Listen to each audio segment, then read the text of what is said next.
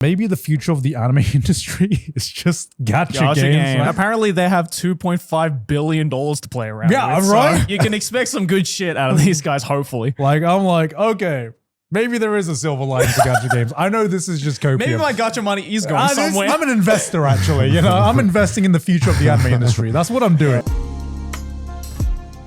Welcome back to another episode. We're using that. Welcome back to another episode of Trash Taste. I'm your host, Connor, once again joined by the boys, Jerry and Garnt. And today's a special day because we are bringing back the Anime Club. Anime Club is Once per month, we back. talk about anime and maybe not anime, but we always agree to watch something. Or At read least something one or anime. play At least one something. anime. Honor the name. Yeah, to honor them. Anime We always watch at Club. least one anime. And Yep. we, Yeah. the lights just went out. Dramatic. Jesus. Dramatic. Yeah. So we watched one anime, Takopi, Yeah. Original Sin, and Which we was the also- Patreon recommendation. Which was the Patreon recommendation. Oh, was it? Yes. Thank you, And we patrons. watched Thank two you. games. Played two games. Yes. Yeah, well, we so I asked you guys in the last Anime Club to play a game, Yep. Fury, which Yep. is one of my personal favorite games. Okay. And then even though we normally do two, we decided to add a little extra add-on since it was something that was rising up in popularity. We decided to play a little bit of Umamusume. Horse race game. Yes, Horse Daughter, even though nobody calls it that. What would you like to start with, gentlemen? I mean, let's start with the patron recommendation. Takopi's Original Sin. Takopi's Original Sin, which I believe is an Anime Club first for myself. Oh, really? Because this is the first time I watched something on Anime Club that I hadn't seen before. Oh, I wow. thought you have already read this before. No. Oh, really? And a reminder to people who are watching, if you want to see our reactions to any of these media, Yep. Yes. we'll All have of the a- media. Yeah, all the media. We will have edited videos on Patreon for you to watch, and also make sure to join so that you can vote on what we should read, watch, or play next. Yeah. So go to but- patreon.com/trash taste to see my reaction to Takopi, which was Our reactions to Takopi. Our reaction to Takopi, which Okay, so I'm the only one who has already because I've read this manga already. Yeah. I think we should also give a warning to be like Yes. this is one of those shows that I think you're gonna maybe want to watch. It's not one of those it's so bad, let us spoil everything for you. Yeah.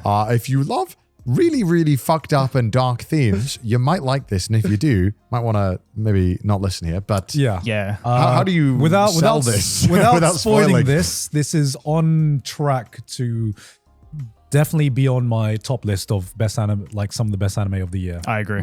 It's definitely the way it's set up.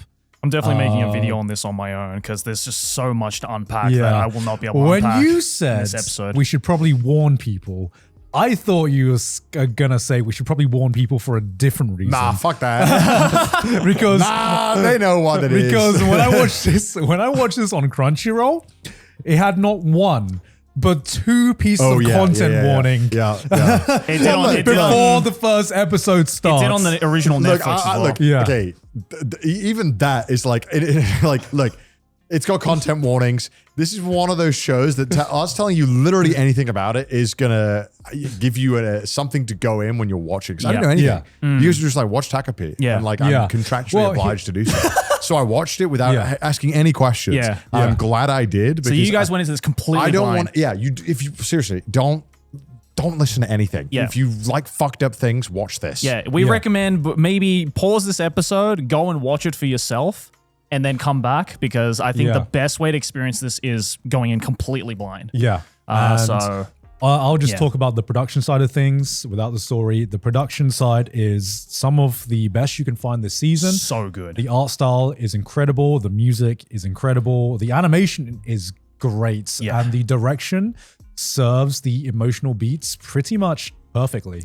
It is one of the best directed horror anime that we've had probably ever.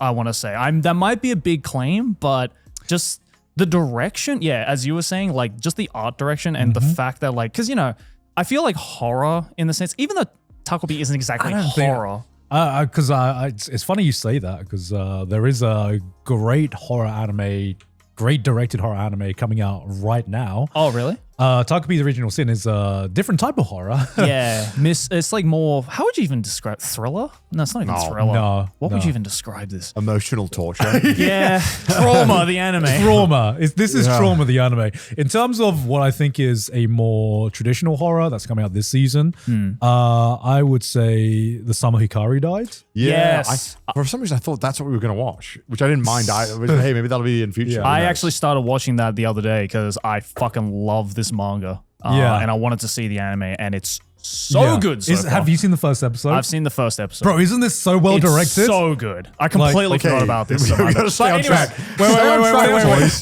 Wait, Kai. Search up the director of this. No. Search up the director. No, it's not the same. Go down. Go down. Keep going. Yep. Here Staff. we go. Staff. Go more staff. More staff. Yep. What is this, Garnt? What are you doing here? Who directed this? Is there a director? Oh, there we go. Yeah. Takeshita Ryohei. Yeah. So he did the director, episode director, scripting, and composition. Fucking Mushoku Tensei. All right, scroll down. Oshinoko. Flip Flappers? What are we looking for? What are we looking for here? Just Eromanga Sensei! Yes. He directed Eromanga Sensei. He directed Eromanga Sensei. Bro, There are two wolves inside me. look, I'm just saying, I recognize Peak from the beginning, baby. Oh my God. There is some raw talent there in the direction, okay? We're not talking about Hikari with the summer fucking guys. Fuck off, We're dude. talking A cook is a cook no matter the About dish. Takopi. Motherfuckers. All right. Just all right. because he made the perfect toast once. Come on, all right? Doesn't mean he's the greatest chef ever, okay? All right, back to Look, he Takopi. did fucking Flip Flappers as well. Yeah, guys, yeah, okay? He's got some big misses, all right? Anyway, let's actually stay on topic. Let's talk about Takopi, or at least try to talk about Takopi. So you guys went into this completely blind. I guess- want to watch your guys' reaction so bad. Yeah, so I guess I think it's fair that maybe look, we can probably spoil a couple of things. Episode 1. Episode 1 we can talk about And at if least. No, we're spoiling all of it. This is Anime Club, bro. Yeah, Okay. true, What's spoil the all point? of it. Yeah, Well, fucking- we all yeah, watched rip the it. first 2 episodes, right? 2 episodes. Watch an hour. I guess we can both spoil about what we've watched then. 'Cause Yeah. God, I don't want to know what else happens because I want to watch this. No, I've only watched episode 2. Oh, perfect. Hey, Okay. I know what happens. Yeah. Okay. But I won't say it, obviously. Yeah. Well, shall we kind of roughly describe what happens in the first? You were the last literally person to just watched it watch 10 it. minutes ago. You were the last Yeah. person to watch it, so why don't it you was- describe? This was a different kind of anime club because these boys didn't have time to watch or play some of the stuff. So I was just sitting on the sofa hearing your guys' reaction. Yeah, you can actually see both Connor and Garnt in the background of my Furi, my Fury gameplay. Okay, I got massive Oyasumi Pumpkin vibes. When Yeah. it, like Yes. opened up. That was the vibe I instantly got. But Yep. it opens up. It's like summer Japan. That you can already hear the cicadas in your head. Yep. Yeah. And this little pink blob is there rummaging around. And there's this girl who looks disheveled, beaten emotion. and then- Shizuka. Yeah, Yeah. Shizuka-chan. And then Takopi here, little pink blob, is like, yo, what's up? It's me, Takopi from Happy Planet. And every sentence he ends with P. So he goes, why aren't you happy, P? And he's got like, yo, I got some gadgets and stuff. Let's hang out. And he instantly wants to help Shizuka-san because Shizuka-san gives us some food. But we can obviously tell right away that Shizuka-san is going through it, to say the least. Like, stuff is not going well. Yep. Like I said, looks disheveled, not good. And as the episode unravels, you start to get a little bit uneasy with what's happening as things seem to get worse and worse because the episode largely plays out in front of these like concrete pipes where Takopi waits for Shizuka-san every day after school. And every single day that he waits, he is oblivious to human nature and human emotions, so he doesn't really understand what's going on. But we can see as the audience that Shizuka is getting more and more injured, beaten up, sad, emotionally empty, until at one point Takopi's like, hey man, I got so many gadgets. Do you want to play with them? And she's not really into it. But one day, as they're talking, he has another device. He's like, look, I've got an infinite ribbon. It's infinite in length. She's like, oh, can I borrow it? And Takopi's like, nah. Okay, actually, know what you said. Take my infinite ribbon. She takes the infinite ribbon, goes home, And unfortunately, she hangs herself. Yeah. But this is where we find out where Takopi, he's like, whoa, I got one more gadget. I've got a Polaroid that goes back in time. And we reset where Takopi then tries to help her and make things better. Yeah. Doesn't really seem to work though initially. No. Yeah. And this also forgot to mention, because of course, in case you weren't already sad, Shizuka has a dog named Chappie, and I guess it's like implied that something happened to the dog, and that's why she takes her own life. In episode 1, yeah. Yeah, and you're like, Yeah. what the fuck happened? And someone beat the shit out of her as well. Someone beat the shit out of her. Yeah. It's like awful, and on her bag, it's written like, self, like all this stuff. Like, Yeah. what is happening? Yeah. It is clearly not a good vibe in the school, Yeah. to say the least. And that all happens in episode 1. That's I don't remember what else happens in episode 1 because I know that's you described about half of it, I believe. Yeah. No, so I'll take over. Yes, thank you, So then Takopi is like, I can fix all of Shizuka's problem. So Takopi goes to school with Shizuka and basically He's like, there must be a problem at school. So There I will must go be to a- school with her and there help must her be- out there. There must be a problem at school. Yeah. And obviously Shizuka is getting bullied, which was implied anyway. Yep. And basically Takopi tries to solve all her issues. For example, they throw away her book and then Takopi's like, I found the book. It's right here. Yeah. Takopi's like, oh, the teacher asks Shizuka for an answer and Shizuka doesn't know it. And Takopi's like, yo, the answer's this. And the person bullying her is this blonde girl right This there. blonde bitch. Marina? Maria. Maria. Maria. Yeah, I I think. just literally watched it 30 minutes Human ago. scum. Marina. This Human scum of the earth, aka human scum Marina. of the earth, Marina, who is Yeah. bullying Shizuka. And eventually, since Takopi eventually fixes all of her, like, more and more of her issues, Marina invites Shizuka out to the back for a quick talk. And you're like, oh. Just a quick chat. Just a And chat. yeah, just a she's chat. just like trembling in the toilet, like, no, I Yeah. can't go. Takopi's like, yo, what's up? This is like the best time you guys get to talk You guys about can it. talk it out. You can become best friends. It's going to be sick. And then he whips out the Go-Go Gadget DNA copier, Yeah. which I guess is a device that he has where if he takes a strand of their DNA, he can just become them. Yeah. Yeah. And then he goes and confronts Marina. Yeah. And then And it doesn't go well. it doesn't go how Takopi thinks it's going to go. In fact, it just leads to a assault that escalates to manslaughter, I think. Implied manslaughter. Implied yeah. manslaughter because Marina beats the shit out of Takopi and ends things by stabbing him in the eye With a pen. with a pen. He fucking resets ReZero style and Takopi's like, Genuine trauma. Yeah. Takopi's got trauma now. and Takopi doesn't realize it. He has PTSD now. It is just funny because Takopi is obviously this kind of like, he's from the happy world. Yeah. And he understands English kind of, like he understands what the word translation is, but not the Yeah. the weight of the words. Yeah. So he's kind of applying his own very naive knowledge to this world. Yeah. Yeah. Because there's That's many kind of the moments where, like, as Takopi is trying to wrestle with, like, how humans operate on this planet, Yeah. he learns all of these words, which, you know, maybe he shouldn't learn. Yeah. Because, you know, there's, like, scenes where he's like, apparently in your human world, taking another human's life is called killing. I have learned that now. Implanted in my head. See, one thing that surprised me is that Takopi's pureness, a series like this really shouldn't have any comedy in it. But there were some times when Takopi would just do funny. something where I was just like, that's genuinely funny. That's genuinely adorable. Yeah, What- when there's that scene where, like, Shizuka, he's asking Shizuka, like, oh, you know, like, what is it like at home? Where are your parents? Blah, blah, blah. And Shizuka's like, my dad's not here anymore. I was like, oh, my dad's not here. And then Takopi's like, human females can have a baby all on their own? That's fucking crazy.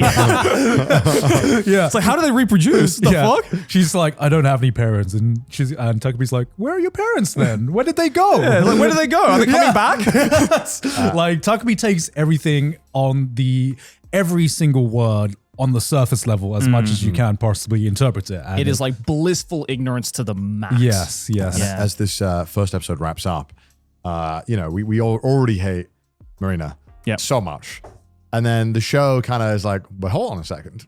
Okay, because we are basically told that Shizuka's mom is an escort and that she's going around. What we aren't told is that she's currently escorting for Marina's dad. Yeah. Yes. She's having a little fling with him. And so at the end of the episode, what we see is Marina go home to her house where her mother is clearly not taking this very well. Can't blame her. Yeah. But she's very clearly mentally unstable and unwell and is somewhat, it is implied that she is, kind of taking that out on Marina. And that's kind of where the episode Yeah, so it's just this chain of misfortune where hurt people kind of thing. Just the trauma train, isn't it? It's the trauma train. Yeah. Everyone get hot potatoing trauma from one person to another. Get on the trauma train, everyone.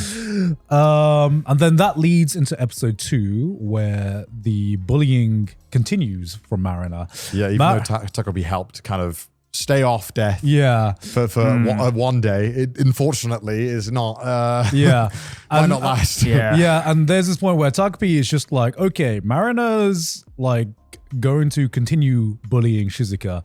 And we find out what happens to the dog as well. Yes. Where Marina basically assaults Shizuka again and goes the dog into attacking her, which then leads the dog to be impounded and taken away, and I assume euthanized as well. Very, you don't fuck with the dogs. Diabolical. Yeah, it's like that is when when they showed the parents and like their situation, I was like, oh, okay, so this might be like a broken house and kind of like the parents, and then she gets the dog killed, and I'm like, well, I guess there's no redeeming her now. I don't care. So you know what? Actually, fuck you. I feel zero sympathy for this character. Actually, she deserves everything that's coming to her. Every single thing. I do not it's done. Gone. And so Takopi tries to help Shizuka by avoiding Marina, and somehow, no matter what they do, no matter where they go, Marina fucking finds them. Yep. She's every time he rewinds time. Every time he rewinds time. She's not just a bully, she is doing it for the love of the game at this point. Yeah. The love of the sport. Yeah, the love of the sport. And no matter what, they can't find a way out. So the episode ends with Marina once again bullying Shizuka and assaulting her, and Takopi's like, I can't no more. I gotta step in. Yeah. And there's a little bit of foreshadowing because one of Takopi's gadgets in episode 1, he hands it to Shizuka, and Shizuka has a line that says, "Oh, this is heavier than I thought." Than it looks like. I didn't catch that. Yeah. Oh, you didn't catch that? Yeah, I didn't catch that until afterwards as well. And so Takopi wants to just push Marina off Shizuka and ends up smacking her with the camera. Yep. In the face. In the face. And I'm like, oh, it's getting spicy. Little do we know that it wasn't just a little smack. It wasn't just a playful jab.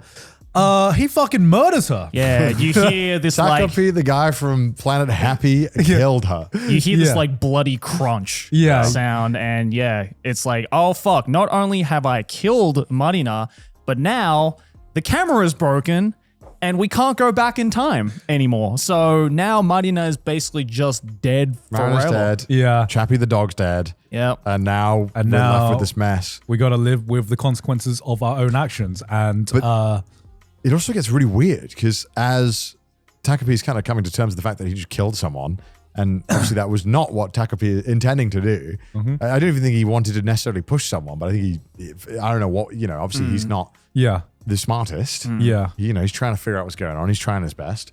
It's really weird because Shizuka, for the first time, is happy and smiling. Ecstatic. And now it's all just kind of weird because now you're like, oh God, someone died, Shizuka. Yeah. I get it. She's gone and the witch is dead, but oh God, this is a mess. And she, in a weird way, kind of, I guess, influences Takopi in the sense that because Takopi looks at that and goes, oh my God, Shizuka's smiling for the first time since I've known her. Yeah. She must really need me now. I feel wanted. And he kind of I guess tricks himself to thinking that what he actually did was a good thing. Yeah. Yeah, it's all very uncomfortable. And you're like, oh God, where is this going? Yeah. And then title card. Yeah. And then it's this is where the story begins. And that's where we ended off. Yep. And I don't want to know what happens next because what I watched was very, very well done. But if I had to describe my experience with this, I've never had a show that more accurately represented the Mr. Incredible meme, where he starts off like happy and then he like he progresses into like the skull. That is the show. I was kind of like, what meme we the one where he gets more aware, Yeah. darker, that's It's it. darker and darker. Until it's just like a skull in the end. I'm like, that was me by the end of this. Yeah. Like I really didn't know where they were going to take it initially. I genuinely thought the Takopi was going to be like initially when they were introducing him, I'm like, oh no, he's going to be like a human who is a fucked up person and is being represented like in a childlike wonder through her. Oh, kind of like Pun Pun? Yeah. Maybe, Yeah. and like probably did her wrong Yeah. of something. But I was like kind of almost thankful it wasn't that because I think that would be more depressing. But this was equally depressing. Yeah. And oh my God, like there's a frame where she's like hung herself is actually horrific. Like looking at the room with all the trash and like, it's just like you can tell a house where there's no happiness really. In that house. It's just pure suffering. Yeah, I remember when I read the manga for the first time and it was a double page spread of that scene and it's fucking brutal. Yeah, it's There pretty is nothing but brutality. It's It's- very obvious that Taizan 5, the creator, was like very heavily influenced by like, because like this is like so Inio Asano coded. Yeah, I can see It is that. incredibly Inio Asano coded. I mean, this the only thing I really knew coming into this is that it's probably going to be sad. Like, Yeah. you know, it it is. has like the cutesy art style, but But that's where it gets you. there's a certain like nuance to it, right? There's sometimes it's like cutesy art style, and then there's sometimes you see the cutesy art style, then you're like, oh, I know what you're doing with this. yeah. You know, yeah. This episode is sponsored by Shopify. Look, lately we've been making a little bit of merchandise. And I've been wondering, how do we sell it? I don't know, Connor. Where do we sell it? Yeah, all these questions are so difficult and complicated. But luckily for us, Shopify is there to answer all of our questions and make sure that selling online is easier than ever. Shopify is the commerce platform behind millions of businesses around the world and 10% of all e-commerce in the US, including household names like Mattel and Gymshark, to even nonsense and trash taste stuff as well. What if I can't design a website though? What am I meant to do, guys? What am I meant to do? Well, it's okay, Garnt, because Shopify's got you from the get-go with beautiful, ready-to-go templates to match your brand style. And you can get help with everyday tasks like enhancing product images, writing product descriptions, or generating discount codes with Shopify's AI tools created for commerce. Plus, Shopify helps you find your customers with easy-to-run emails and social media campaigns. And Shopify's always around to share advice with their award-winning 24/7 customer support. What are you waiting for? Turn your dreams into money. Baby, and give them the best shots at success at Shopify. Sign up for your $1 per month trial and start selling today at shopify.com/trash. Go to shopify.com/trash. That's shopify.com/trash. Back to the episode. Well, because you know what's interesting about this story is that it's actually a parody of Doraemon. Oh. It's a parody of okay, that makes Doraemon. sense. That Like makes straight sense. up, Yeah. like Takopi is Doraemon. Shizuka is like the main boy in Doraemon who like Doraemon helps in. Because Doraemon has all these gadgets too to like help him get over the bullying. But this is clearly just like a fucked up interpretation of the Doraemon formula. Yeah. I mean, it's a good format. I mean, I guess that's why so much horror nowadays is based around like parodying kids' media. 'cause Yeah. there is something a bit sinister at times. Yeah. to it when Yeah. you take it in the wrong reading. Exactly. I think one thing that was really different than Pun Pun though, which I think is the probably the fairest comparison to compare this to, I would say, vibe wise. yeah, vibe wise, yeah. Maybe not plot wise, because like Pun Pun is a slow burn. Yes. Yeah. I haven't even got to any of like twists or anything in Pun Pun. I don't Yeah. know, like 20 chapters in, like No, pretty we're long, 2 volumes in. like pretty long in. Yeah. And like it kind of like that reading Pun Pun, it was like my guard was up for so long and I was like, when is something gonna happen? Yeah. And then I kind of was like, well, I guess nothing's gonna happen. So It is very slow for a and long then I feel time, like yeah. it's like but I felt like that was the intention. The intention was to be like, look, I know you're waiting for something. It's not gonna happen. Yeah. Just read it, which is almost like a human way, right? you can't live your life with your guard up constantly, waiting for someone to fuck you over or something to go wrong. Yeah. And I feel like that's what Pum Pum was almost trying to replicate, that feeling of like, you don't know when something bad will happen to you in life. Or I don't know. I absolutely agree. And I think this is very different, where it was like, you could tell right from the get-go, they were building up to it in episode 1, which I also think, it is more in line with, I think, the style of writing of modern manga of like, let's try and make the first kind of 2-3 chapters. Mind you, does well as well. Yeah, mind you as well. Pun Pun is 13 volumes. Takopi's only 2. Yeah, I noticed that. I it's in 2 volumes. It's only 2 volumes. It's only 6 episodes. So you've watched. So we're as we're recording this right now, the last episode is not out yet. Wait, is it done? Yeah, it's done. It's only 2 volumes. It's just done. It's done. Oh shit! It's a short story. What the fuck? Yeah, this was his first manga. Oh shit! Yeah, that's kind of hype, but also kind of like, what the fuck are they gonna do in 4 more episodes? Well, I'm. Oh god! Oh no! Oh no! Okay! Oh god! Okay. All I'm gonna say is just like, if you thought the first half was fucked, no, it gets worse. Well, obviously, if you what is it? What's the bell with the dogs? Pavlovian. If this is Takopi's Pavlovian response to this, oh my god, yeah. This is going to get a lot worse. Yeah, I mean, it's sometimes I don't even know how interesting my reaction is, because at the beginning I was like, oh god, and then by the end I was just like so emotionally broken, because this is one of those shows that is not just like, you have shows where depressing stuff happens. This is one of those shows that is just like fucking heavy, man. Yeah. It's you finish the scene and then it's the type of show where you're like, I gotta have a fucking cigarette or something, man. This is cold shower. Yeah. I mean, honestly, it being 6 episodes is kind of great. It's so rare we get 6 episodes that are just a self-contained story. So more reason to watch it. You know what's also funny about this manga? It came out on Shonen Jump. What? No way. This is Jump Plus. What the fuck? Oh, well, Jump Plus is a bit more understandable. Yeah, but still. If it was in this is Shonen technically Jump, a shonen. That's kind of crazy. Yeah. Which is fucking wild. Japan does make no sense sometimes with its age ratings. No, they really don't. It's so bizarre. Yeah. Yeah.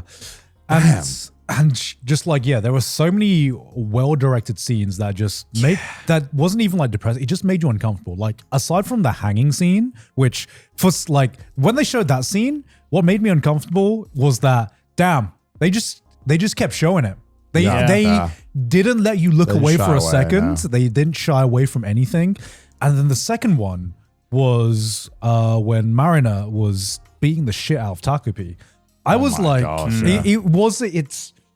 I don't remember if there was any music in that, but it felt so grounded and so real that I was so absorbed that if there was music, I just didn't register it. I was actually going to make that point. I think the one thing that is absolutely brilliant about this anime adaptation and just added to that like uncomfortable hanging feeling so much is that they played around with silence so much. Yeah. There are just so many scenes where there's like no music, barely any like ambient noise, and it just hangs on a scene. Yeah. And that tension it builds, you can't escape from that. So you just have to sit with it. And the more it hangs, the more you're just like, oh God, I don't have a good feeling about this. Yeah. And it does that so well. And I would say like the bullying scenes were, to me, more traumatic than the hanging scene, even though the hanging scene. Yeah. Because the direction was so well done for the bullying scenes that it was just like, damn, this is getting a bit too real. Yeah. When you just literally are watching physical abuse, and it's not the anime kind of physical abuse where people, where it's like over dramatized. In my opinion, this is just very, very real, down to earth. Yeah. To the point where it made me happy that it had a cutesy art style, because that was the last kind of like barrier that I had to kind of separate in my subconsciousness that, hey, I'm watching a piece of fiction right now. You know, if this was with live action, like if this was a film, it'd be a lot harder to separate it as fiction. And all the characters are so skinny, but Shizuka's like incredibly skinny, and it's just so uncomfortable. Watching Shizuka just kind of day by day just get more frail. And just having to like watch her almost like suffer every day. Yeah, and even when every time he rewinds it, I can't help but feel like, he's just making her suffer again and again and again. And Yeah. it's like, oh God, is there any fucking hope for Shizuka? Like, I don't know. Like, is she destined to ReZero suffer endlessly? Like, Well, there's a difference, right? Because I thought about ReZero, obviously, when I watched this. Same kind of concepts. And also ReZero has a lot of suffering as well. it does. But it's just such a different vibe. Oh, yeah, you know? so different. With ReZero, it's like, okay, traumatic things happen, sad things happen, obviously, but some of it is so, how can I say this, like cartoonish in a way. It's very anime. Yeah. It's the anime kind of suffering, you know? I get it. Where it's just like, oh, you're watching, I mean, I It guess. doesn't feel like it's a guy dying or like going through like a horrific thing. Yeah. Like as a viewer, I'm registering that what is happening is fucking traumatic. But because it's so far beyond my comprehension, my brain doesn't register it as, okay, this is something that I will ever have a chance of relating to. I don't think I will ever have a chance of relating to watching one of my crushes get twisted in magic hair and shit like that, you know. Obviously, very dramatic, very traumatic. But with this one, it was just such grounded, depressing trauma that I was just like, damn, this hits in a different way. Yeah, it really does. Whenever I watch these things, I always get so frustrated because I'm like, man, is there really nobody at this school that like is a good person? Yeah. Is there no teacher that like is trying to step in and help out? Yeah, But I think that just adds to the dread, you know? And I think that's the whole point. And like, obviously, because, you know, in the first episode, we're kind of shown and explained that, you know, her mum's an escort and, you know, obviously is having escorting relations with Marina's dad. And I could totally believe that, like Shizuka as a child would be ostracized in her school for her parents being an escort, especially in presumably a small town. Yeah. Like, I could easily believe that. And so I think that also obviously added to it. But I was like, man, really? No one's trying to There's help her out no here? hope anywhere. Like, this is crazy. Yeah, I think if I had any small criticisms of it, it would be that. Yeah. Where there were points where part of me wondered, hey, at least why isn't the teacher getting involved? Is there like a reason why life is so fucking bad? Because this is so depressing and there is no build up on like something like say Pun Pun or something like say Requiem for a Dream, which I think encompasses the same kind of genre. Part of me has to wonder, why is it this bad? You know, why is there no one helping her? Why is, let's say, the teacher's not getting involved? Because the teacher, from what it seemed like, was fucking helping with the bullying, you know? And also, like, her desk is, like, covered in this shit. Yeah. That is, like, I don't think they would fly at the school. I was and like- it's very obviously not her drawings. Like, kill yourself. Yeah, I just thought that'd be great art to put on my, you know what I mean? Like, I'm just practicing tagging. and I think maybe it's not, you know, and again, like, art is not meant to be, well, actually, this would have been I think something would have stepped in here. And I guess, like, I understand the whole point is like, look, you're supposed to be like, look, I'm sure, let's say even in this world, the teachers did help. I'm sure that Shizuka would feel like she was still alone and like isolated because I'm sure there's no teacher that could help in any meaningful way in this situation for her. Because I think I'm sure that we're not meant to think literally about what is happening. There's a fucking pink blob there. Yeah. We're meant to think like, this is how Shizuka is viewing the world. This is how isolated she is. Yeah.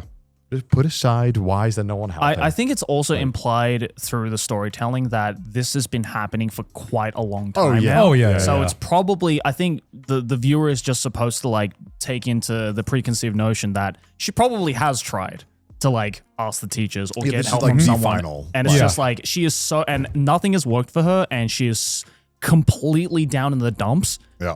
And then that's where the story starts. So it's Yeah, like, yeah, you know, yeah. there is truly no hope for her. Yeah. For even in the It's just- school. yeah, right? whenever there's like bullying stuff, it's just always hard because people always bring it like, why would no one know? It's like, dude, I mean, I think that's the point. I think it's art. You're meant to just experience it. Like, don't nitpick too much. Yeah, which is why I think when I look at something like this, especially when an author crafts a world like this, where it is a story from the first 2 episodes at least, it's a story that's depressing, but I think what makes it depressing is not what happens. It's the fact that it just feels like a hopeless world, a hopeless situation. You watch gonna go back to ReZero. You watch something depressing happen in ReZero. There is hope in that, you know. Yeah. But you watch the first 2 episodes of this, and you're like, there is nothing to latch onto. Yeah. There is no hope to latch onto. This is just shit. This everything is shit. Her situation is shit. Her And you are friends are shit. helplessly strapped into the fucking passenger seat, and you cannot do anything about it. Yeah, which is why I think that's what makes it a hard watch. You know, it's because there is no seeming hope in this world, even someone like Takopi, for example. Which is why I'm very curious to see where this goes and how the story develops, because when we get to a story or anime of this caliber, I always look for what is the author trying to say. Yeah. You know, this is something that cannot be crafted without the author having some intense fucking emotions, right? And sometimes there is no point. Sometimes you have something like Ava, where the end of Ava, where someone just wants to just put out all of their shitty emotions on screen and doesn't really think about developing the story and stuff like that. So I'm very curious where this is all going to lead to, right? Because I want to know why did the author want to tell this story? Because I still have hope that they didn't just want to make something that's hopeless. Yeah. Because that's, from the first 2 episodes, my biggest, I wouldn't even call it criticism. My biggest thing that doesn't make me want to keep watching is just the fact that I really hope that the whole point of this story is not just to show how shitty the world is. Because I don't want to watch just a train wreck. Yeah, you know? Like, and that more comes down to a personal thing as opposed to a storytelling thing. you know? for sure. Because that's just how powerful this is. Yep. It is not something that we would lightly recommend you to watch. Yeah. This is something that you need to be prepared to go into, especially if you are sensitive to stuff like that. So yeah, that's just the warning we are giving you. It is fucking fantastic though, regardless, if you can stomach it, but it is definitely not for everyone. every single like still of the backgrounds looks like the most beautiful water painting I've ever seen. Yeah. God, it's Like, so fucking The art is beautiful. so good. The animation is beautiful as well. This is, I don't know. It's one of those, you know. I really want to see where it goes. I really want to finish it. I need you guys to watch this, man. I do want to finish it, and I do want to see where the story goes. As I said, I'm going to be keeping everything that's I said in mind, because this is the kind of show where it's hit me deep enough emotionally where I'm kind of like searching for a point to all of this. And maybe the point is there is no point. I don't know yet. But yeah, this is just me analyzing fucking art, I guess. Yeah. At this point. No, for sure. I'd love to know what happens if Takopi landed with Marina instead. How does that play out? How does that happen? You know what I mean? Takapi's like, yo, let me fucking help you guys. Yeah, is she like, you know what made me happy? Fucking Shizuka dying. And he's like, well, okay. It's like, is that like, is that like, you know, Takopi, what's going on here, buddy? Like, you got a question, what's going on? Yeah. I think obviously they've left a lot of clues that whatever Takopi's telling us, it's all very odd and vague. So I'm interested to see if any of that is answered, or if we are just purely going to go down the storyline of what does Takopi's existence mean on Shizuka, and what is the message? Yeah. What are they trying to say, like you said? Yeah. I guess because it doesn't really feel like it needs to necessarily conclude or do anything crazy. I think it's just like, what are you trying to say? Yeah, because what is the point? because that was the biggest thing I was missing from the first 2 episodes, where I'm just like, I actually don't know where this is going, because I don't know what message you're trying to convey. Yeah. So I actually don't. It excites me because it means I'm not predicting what's going to happen. But at the same time, I'm scared because I want there to be something. Yeah, because like I thought it was mainly going to be a story about how adults fail their children, and how we are the We need to set a good example. Yeah. well, just more so why adults ruin children's lives. Yeah. But then they killed Chappie the dog. No, And exactly. And I was like, well, I mean, look, if you're an author, you don't have a character kill a dog unless you want us all to think they're irredeemable. Yeah. That is like that is why you do it, right? Yeah, because you don't have to kill the dog. Yeah. Like, because I was so worried in episode 2. I was like, they're not going to try and redeem her, right? How the fuck are they going to redeem her? She's on every poster. Yeah, I guess. And then they kill her. And then I was like, oh, Well, good riddance, I guess. okay. I guess maybe the killing the dog is the way that we're like, okay, I guess that's fine. And now we can deal with the consequences of what's about to happen for the rest of this, right? Yeah. Exactly. It will be interesting to see how maybe Takopi is good at making alibis and burying bodies and stuff. Like, he's gonna have to get fucking good, bro. He's gonna have to lock in. None of this happy-go-lucky shit. I'm gonna get your homework. Find me an alibi, Takopi. I need one. One thing I am going to tell you guys is that there is no way in hell you'll predict what will happen. I kind of am feeling that I already. did not. I mean, I already Yeah. felt that anyway. Yeah. Yeah, because everywhere I thought it was going, it wasn't. So I'm already like, I can't be trusted with my own thoughts of like, because I'm trying to make sense. Yep. And I think obviously this isn't. This isn't trying to make. It's trying to tell something. Yeah. And express something that I don't know yet. And I hope in the next couple of episodes we'll find out. Like, for example, just a comparison to, a movie that I respect immensely, Requiem for a Dream. It's just like the message in that movie was so fucking strong. You know what I mean? Where that's the kind of movie I can never recommend is the wrong word. It's recommending Requiem for a Dream. It's kind of like recommending like depression on a person, Yeah, it's just like, I want you to feel sad. Try and be sad for once. Yeah. Like It's like recommending testicular torsion. It's just, there's never a good time for it. yeah, it's not necessarily a film I recommend. Yeah. But it's a film I think everyone should watch. Right. For just the message and the emotions that it conveys onto a person. Yeah. And that's what I'm hoping Takopi's Original Sin kind of like evolves into.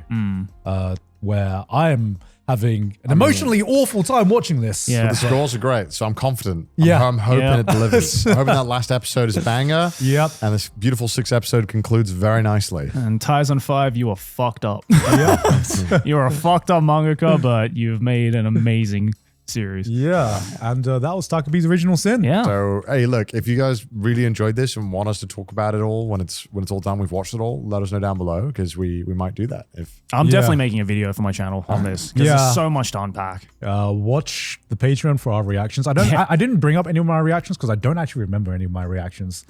I just I think I called Takopi a possible sex offender. I wasn't sure. Because of the tentacles. I just felt like maybe Takopi was up to no damn good. I felt like he might have been like, I must mate with humans. Like, I don't know what was going on. The Don route. Well, Give me your banana. Why else would he be here? Yeah. To just be fucking happy and mose around? No, he wants to reproduce. You're like, motherfucker. Takopi's a metaphor. We must breathe, Takopi. I don't know, man. I don't know. I feel like whatever it is obvious that Takopi is not what he's saying he is. That's what I feel like is the main thing. Because why they're trying to distract us. They're trying to turn the frogs gay.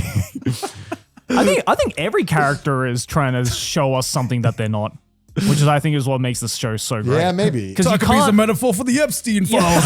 Clearly. Release the list, Takopi. Release it. It's all a metaphor. I don't know. I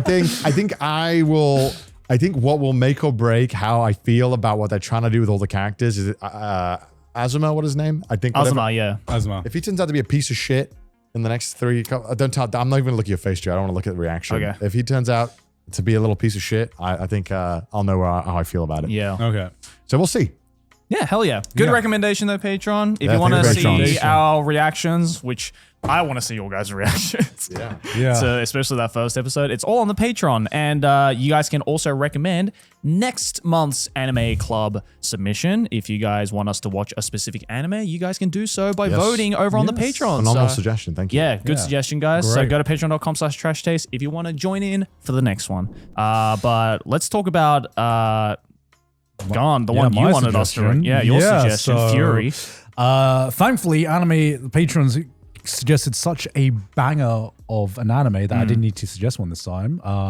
So I suggested Fury, one of my favorite games, and I just wanted to see you guys play it. Honestly, that's no other reason. I didn't even know if this would be good content. I just wanted to see my mates play one of my favorite games. I mean, I just finished playing it like before this episode started. Well, I haven't finished it, but I played an hour of it. Yeah. Did you enjoy it? Dude, banger. Oh my god. Banger game. Like I thought when I was doing the tutorial boss, I was like, oh fuck. Am I either gonna really love this or I'm gonna really fucking hate this? Yeah. I think you might hate it. Yeah, thankfully I love it. Okay. Yeah. Thank God. I just beat the old man guy, the second boss. Yeah. Or whatever. That was a fucking pain in the ass, but yeah, no, dude, this game's fucking fantastic. I want to keep playing this. Yeah, this is basically everything I love in a video game condensed into a very short but very dense experience.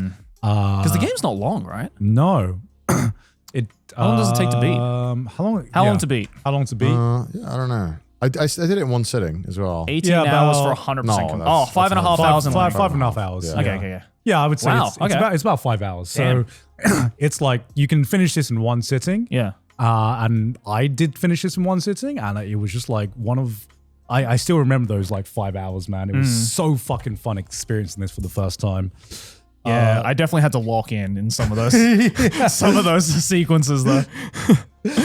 Yeah, so do you guys want to describe the game? Describe the experience? So the plot is like slightly esoteric, is like so we have the main character who I guess is like a human weapon of some kind. And he has been locked up, and then this dude in a rabbit mask shows up and goes like, nah, let's get the fuck out of here, dog. Like you don't want to be in here. If you want to get out, you gotta kill all the jailers. The jailer is the key, is like the tagline of this game. So yeah, you're just this fucking badass katana wielding motherfucker, and you show up and you just basically boss rush through a bunch of these like jailers.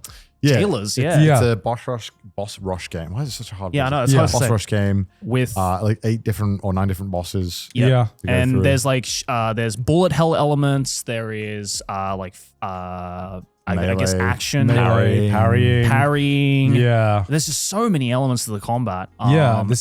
And it's got a absolutely fucking banging soundtrack. Oh my god, I the soundtrack is phenomenal. This has one of my favorite soundtracks in all of video games. Dude. I think that's what made the boss experiences so fucking good. Yeah. If I died, I wasn't mad. Because I was like, I get to listen to this banger song once again.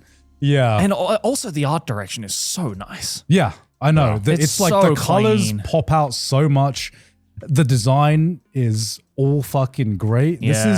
And the thing is, it doesn't last longer than it needs to be either. You have your fun with it. It's done. You play it in one sitting, and it just creates a memorable experience that I obviously... Short and sweet. Yeah, short and sweet. So very short and sweet to the point where I still think about it to this day, and I'm like, damn, if they made a Fury 2, I'd be on that shit. Oh, hell yeah. I think the studio is no more, I think. Is it not? Fuck. Oh, The no. game makers. I could be wrong. Maybe Google. I'm pretty sure the studio isn't around anymore. No. Because when did this game come out? Like I 2021? could be wrong though. I don't know. No, it's That's pretty what- old. That's what people are telling me.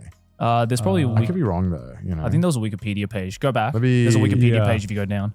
Yeah. Yeah, there they are. You could just ask like ChatGPT. It's French. Fuck. Oh yeah. Oh yeah. I knew that. Oh, no, they're coming out with a new game this year. Oh, they are still okay. around. Yeah, so okay. they're still I around. why don't people in my chat were telling me they was not around anymore? They released another game, Heaven or Haven. Haven. Never heard of this one. I've never heard of that one either. Ooh. Ooh. This looks nice. Role playing game survival element. Interesting. Oh, cool. Oh, okay. Yeah, the Described soundtrack. as a game as Journey meets Persona, I'm sold. Say less. I love those two games. It's an awesome game. If you like just fucking clean combat, Yeah. you will enjoy this game. Yeah. legit. Yeah. The music is what you come for. You basically bought a soundtrack with a 5-hour boss rush fighting game in it, and that's fine. Yeah, I'm not It's complaining worth. at all. Yeah. After I finished this, the next couple of days I went to the gym. I exclusively listened to like this song Oh my god. because there's one which you didn't get to. Yeah. It's called like My Only or My Last Chance by the Toxic Oh, Avenger. yeah, It's yeah. such a fucking good song. And I think it's near the end. Wait, of the which game. which boss was that? Was that? I the- actually think it's when you're walking in the end, like in the grass area. Oh, okay. Might be. What's your favorite boss? I'm so curious. So I beat it in one sitting in about 4 hours. And most of the bosses, not to be like I'm a gamer, I actually just beat first try. Oh, damn. So I was like, oh, okay. There was only a couple that I really struggled with. I think it was the last boss of the main game, the one with the head. Yeah. But my favorite might have been the sniper one. Oh, you like the sniper one? That one also has a banger soundtrack. That song was so fire, and the stage was really creative in a way that wasn't frustrating. Yeah. I fucking hate the old man. Yeah, the old man hate one, the old that man. one. I mean, I somehow beat him first try. I don't know how. But yeah, that's to the bullet hell segments on that one. Yeah, the game is The pretty worst. generous with the amount of health it gives you back on parrying, which I think is the main key. Yes. Yeah. Because you then get your full health bar back. So you basically have to kill, or the boss has 4 health bars, and when you get the health bar low, or like empty, it goes to a melee segment where then you have to beat him, and then once you beat him there, you've done 1 health bar. Yeah. But if you beat him in that melee segment, you get your health bar fully restored, plus 1 extra life. You have like 5 lives. So it's actually pretty generous with how much health it gives you. And oh my god, it's on sale for 80% off. It's literally like $3. Yeah, I bought it for $3. Oh my god, what a It's fucking worth so much steal. more than $3. I know. I wish I could have paid more money for this. It's honestly. so good. Yeah. And all the bosses have not a gimmick, but they all do something that is a bit different. Yeah. That like you're required to kind of like be conscious of. Yeah, so there are, I'd say like 4 main mechanics to the combat of this. Obviously, there's like your normal attacks, there's parrying, you can shoot as well. I was forgetting about shooting. Yeah, The bullet hell segment is like, it's recommended you kind of like fire back with the bullets. Yeah. You can fire back with bullets. Sometimes you can have charge shots as well. And then there's the fucking dodging, which is just literally the dashing teleports behind you meme. Yeah. You know? And Nothing personnel key. Yeah. And from what I remember, there wasn't anything else other than those 4 like basic core concepts. Yeah. And within like 9 or 10 bosses, I can't remember, they explore all of those gameplay mechanics to its like peak. And then that's it. And that's what I really respect, right? Where they focused so much on just condensing this cool experience, giving you some cool gameplay mechanics, exploring all those gameplay mechanics, and then just being like, all right, it's done. Yeah, it does what it comes to do well and doesn't overstay its welcome. Yeah. I love that there's very minimal cutscenes in this, but between every single boss battle, you have an extended walking segment. Yeah. Where you kind of get these really cinematographic shots of Resident like Evil 1 Yeah. cam. Yeah, like walking around this world, and there's some really beautiful shots. Yeah. And as you're walking, the soundtrack starts to build up of Yeah. like who you're about to battle, as well as the rabbit fellow, who's the one who kind of goading you to escape, Yeah. is also slowly Fucking informing Donnie you Darko about the looking world. ass. Yeah, I was like, that is Donnie Darko's fault. Yeah, he starts to tell you a bit about what's going on. Yeah. Yeah. I guess we can spoil it. That's like 5 hours. Yeah, So, sure. fine. You're basically a weapon that has been jailed, which we know. Yeah. It turns out later on in the game, I guess, do you remember the main twist? What, you are the baddie? Yeah, we're the bad guy, basically. Yeah. Oh, well, yeah. Yeah. I figured as much. Yeah. Yeah, we're the I had bad a guy. feeling. Yeah. You kind of get this thing where you realize, wait, all of these bosses I'm fighting seem like pretty chill dudes. Well, yeah, because the very last boss is Yeah. the one in the ice area, and you kind of like beat the shit out of this girl in a way that you're like, I don't really feel good about this. Like this. Whereas all the other bosses put up quite a big fight and they're Yeah. pretty strong. The last one is not really that. Right. She's kind of mostly running away from you. Oh, And okay. you're like, I just feel like I'm the bad guy. And then you go through and you get a mech, and then you fucking. Oh, well, I guess the first way they kind of like when you beat this girl and you go through, you kind of walk around this world, and you get to walk wherever you want. And everywhere you walk around dies around you. Oh. So you're like, it's this beautiful, like earth looking. Yeah. And the rabbit guy also is hanging out with kids. I don't know. He's helping them out, I guess. Yeah, he's helping them out. He's saving them. Hey, I don't know what the rabbit, release the list, man. He might be on it. So you're walking around and the whole world's like dying. And you find this mech and you shoot back up to space. And you go up to space and you basically you talk to like this Jarvis type figure, and they're like, Yeah. do you want us to cancel the invasion of Earth? And if you cancel it, you have to fight this like computer. Right. And that's the final boss fight of the story. Oh, okay. Yeah. Where you're like, no, don't go to Earth, don't kill it, Yeah. or whatever. And that's yeah. it. That's cool. And that boss fight is fucking hard. I think the actually. moment I started to realize it, I'm like, are we the bad guy? There was this one boss where there's a woman, right? And she's like, how about we just chill and you just give up? Oh, the one on the side, Mercy? Yeah. She's like, just sit down. Just chill in my lair. Yeah, and you're like, I think I will. And then the game fucking ends if you do.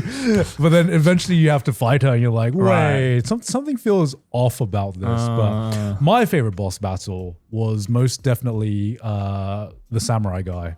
Oh, the samurai guy was so good. I fucking That was such a good fight. The thing I loved about that fight was that not only did it feel like a proper duel, but like every time he hit you and every time he like fucks you up, he just fucking goads you to get better. Yeah. You know, he's just like, come on, bro, lock the fuck in. You can do better than this. And I'm like, holy shit, man. He like two shots you as well. Yeah. So Oh, it's all shit. about like just not getting hit and yeah. avoiding it. And then he does some crazy Street Fighter sequence when you fight him. It's insane. I feel like I'm going to struggle with him because I was getting hit a lot. He was hard. He was. I think I died the most to him. Right. He was. Yeah. He was very tough. But I just love the concept of that battle where it's just obviously all you need to do is focus on parrying and dodging. And if you fuck up, he tells you to get better. It's the most fighting game thing I've ever seen in my life. the sniper one was so sick. The sniper one was sick. Honestly, there were so many And sick her boss design battles. was awesome. Like the sniper girl's design is so cool. Can you pull it up? Fury sniper girl. She's so fucking cool. And the music on that stage is so good. Look at this design for this girl. Yeah, just the character designs in this Yeah. is so good as well. Oh, hell yeah. Yeah. That's how she looks. Yo, that's sick. And you have to like dash across the stage using cover. Yeah. 'Cause she's trying to snipe you and you don't know where. Can you play the Oh. soundtrack to her boss? To her boss battle? Fury sniper boss. I guess you can just Yeah, play I guess it. that just one, play it. yeah.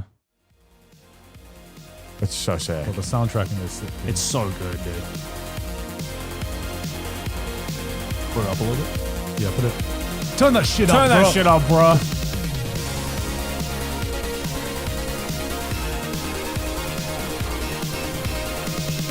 Yeah, dude, the fucking like, this like, Oh, I God. don't even know what the genre of this is, but it's like, it feels so cyberpunky. Yeah, right? Yeah.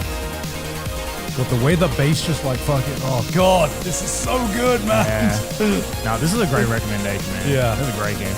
And that's pretty much it. Yeah. A short and sweet. Everyone should play this. I beat it so fast that I ended up trying to do the like extra fights they had. There was DLC fights. Oh, okay. And one of them was easy. And one of them is like a stick man. It's like What? it's like a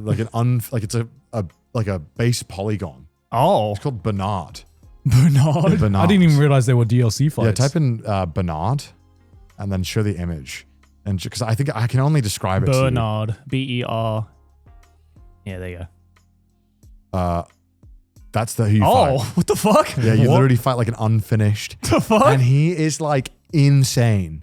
Like I tried so hard to beat him and I got maybe like halfway through his health bar. He has 9 lives or 8 lives. Holy Oh my shit. God. And he literally uses every single boss mechanic against you. Oh my Oh. God. And some of the things that he does are like, he does like wave pulses. He'll do a wave, and then a long wave. So you have to dodge, immediately start holding a long dodge Yeah. to dodge through the big wave. It's fucked. Oh, you can long dodge? You can long dodge. I didn't know how. Well, you hadn't got to the boss where you need that mechanic yet. Yeah.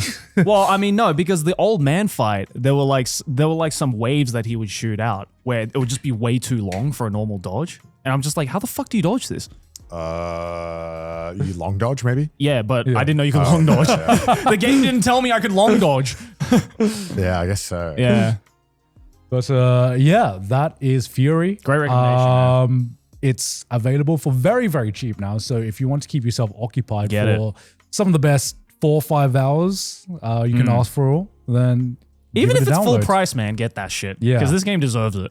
And get the It's a great soundtrack game. while you're at it as Yeah. well. The soundtrack is so good, and I'm not sure if it is copyrighted or not, but it's really fucking good. Yeah. So I good. think it's the Toxic Avenger. 'Cause I don't know if they made the music for it or they were licensing songs or working with other I artists. think they made the music for this. Really? Because I thought the artists were all listed as quite like different. So I wonder if they work with a lot of artists to. Yeah, because could sounds be. they wanted. Carpenter Brute worked on this as well. Yeah, right. And the Toxic Wave Avenger. Hopper, Yeah, Toxic Lawn. Avenger. All of those songs that they have in the game are Yeah. so good. This is- Make this right. My only chance. Yeah, My Only Chance one was so good. Yeah. If you listen to the start of it, play it, it's so hype. Number 17. Sure. Yeah. Which one's this one again? Loading. Oh, Dude, this one was so good. bro. When the beat drops, you're It's just like, so good, oh. dude. You're like in the zone, bro. Yeah. Yeah, this was one of my favorite boss fights purely because of this song. Yeah. I don't know if this is which boss is this in, or I thought it was This when you is walk the at girl end. that asks you to like chill out. Is it really? Yeah, Oh, yeah, shit. it is that one. It's so good. Hell yeah. Oh my. Yeah, God. bang a soundtrack. Bang a game. Thank you. Good recommendation, Garnt. I definitely want Alright. to finish it now. All Shit. right. You've only got like 3 more hours. Yeah. Yeah. Yeah. Just beat it. I'm two for 9. So. I also love the boss fight. Not the next one that you fight, the one after the guy with the shield. Oh yeah, the shield guy. Yeah. I really like him as well. Because he reminds me a lot of that clip. You know that clip where it's like, parry this, and then he fucking Parry this casual. Yeah, and he fucking knocks him down. That's what it felt like. That one clip of that guy getting thrown to the ground. Oh god, that clip is legendary. Yeah. What a fucking game. Yeah. Holy shit. Hell yeah. Ladies and gentlemen, boys and girls, this episode of Trash Taste is sponsored by Sakuraco. Sakuraco is a monthly Japanese artisan snack box that supports local makers across Japan. Each box is carefully curated with traditional and seasonal snacks like mochi, dorayaki, manju, and more, including signature Japanese teas and an exclusive homeware item. Sakuraco globally delivers an authentic taste of Japan to your home. As you guys probably already know, each month Sakuraco comes with its own theme, with all of those snacks revolving around that theme. And the month of September 2025, the theme is Autumn Moon Festival. Each box, of course, comes with its own cultural booklet as well that gives you all sorts of information about the snacks in the box, as well as a little bit of historical, cultural tidbits, as well as important stuff like allergen information as well. And we have this adorable bunny manju right here. It looks so delicious. I can't eat him. This is so good. And of course, every single month comes with its own tea pairing. But wait, that's not all, because we also have this special tableware. It's a little little tea drinking cup. Celebrate Tsukimi and experience Japan's moon viewing tradition from anywhere in the world with this month's Sakuraco box. If you're craving real Japanese snacks or are missing Japan or looking for the perfect gift for your weeb friend, then you can use the code TRASHTASTE to get $5 off of your first box. So make sure to check it out by clicking the link in the description below, and big thank you to Sakuraco for sponsoring today's episode. Now, back to the show. But that brings us to our add-on segments Ooh. this month. Anime Club first. We're doing 3. Yeah, doing 3 because we decided to add on Umamusume, The hot game worldwide right now. sensation. We should have brought on Pete Umamusume. for this segment. He's the guy. Yeah. I cannot believe this game is as popular as it is. You know what? I thought that when I hadn't played it, and Yeah. I played it, and I was like, oh, that makes total sense. Yeah, Like, Yeah.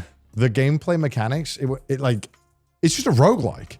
Like a roguelite. Yeah. You are literally like starting from a character, and then every single thing you're picking and choosing Yeah. like different power-ups. Yeah. I'm like, this is so genius. Like, this is such a good gameplay format. And I didn't realize going into this how I am not surprised this blew up as a stream game, because this is the perfect fucking streamer game. Yeah. You know? It's so good to watch. Yeah. Yeah. That is true. The viewer experience in this is fan-fucking-tastic. Yeah. Oh, yeah. It's so weird because I've known about Umamusume. We all have known about Umamusume Yes. for a long fucking time. Dude, I made a video on Umamusume like 7 years ago.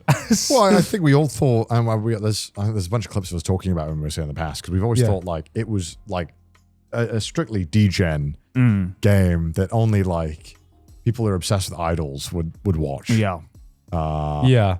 And that's kind of the rep that it has in Japan a bit. Well, it's Kinda. It's like the Salaryman game. So It's the Salaryman anime, because whenever you go to some places, they always have the plushies, and it's like the most Salaryman bar ever. oh no, I think I said on my reaction to this Yeah. in the first, like my first reaction was like, damn, this is like if you take a Venn diagram of everything a salaryman in Japan likes, Yeah, yeah, and you just threw a dart right in the middle. Like you got fucking horse racing, you got idols, Gotcha. you got gacha, gambling. It's all contained in this like one package, you know? Yeah. If they added pachinko, it would be like the final, It's like a wrap. It would There's be like the gonna be a Thanos pachinko snap. machine. It's gonna be. It's only a matter of time. It's missing one infinity stone and it's the fucking pachinko machine. Yeah. The worst thing to come out of this is that now I want to go and watch horse racing in Japan. which is just objectively not a good thing. Like, I shouldn't want to do that, but Yeah. now I do. Yeah. This is like why Disney stopped giving cigars to every character. Like why in Pinocchio, last time we see The that influence is, was insane. I would say I've said this.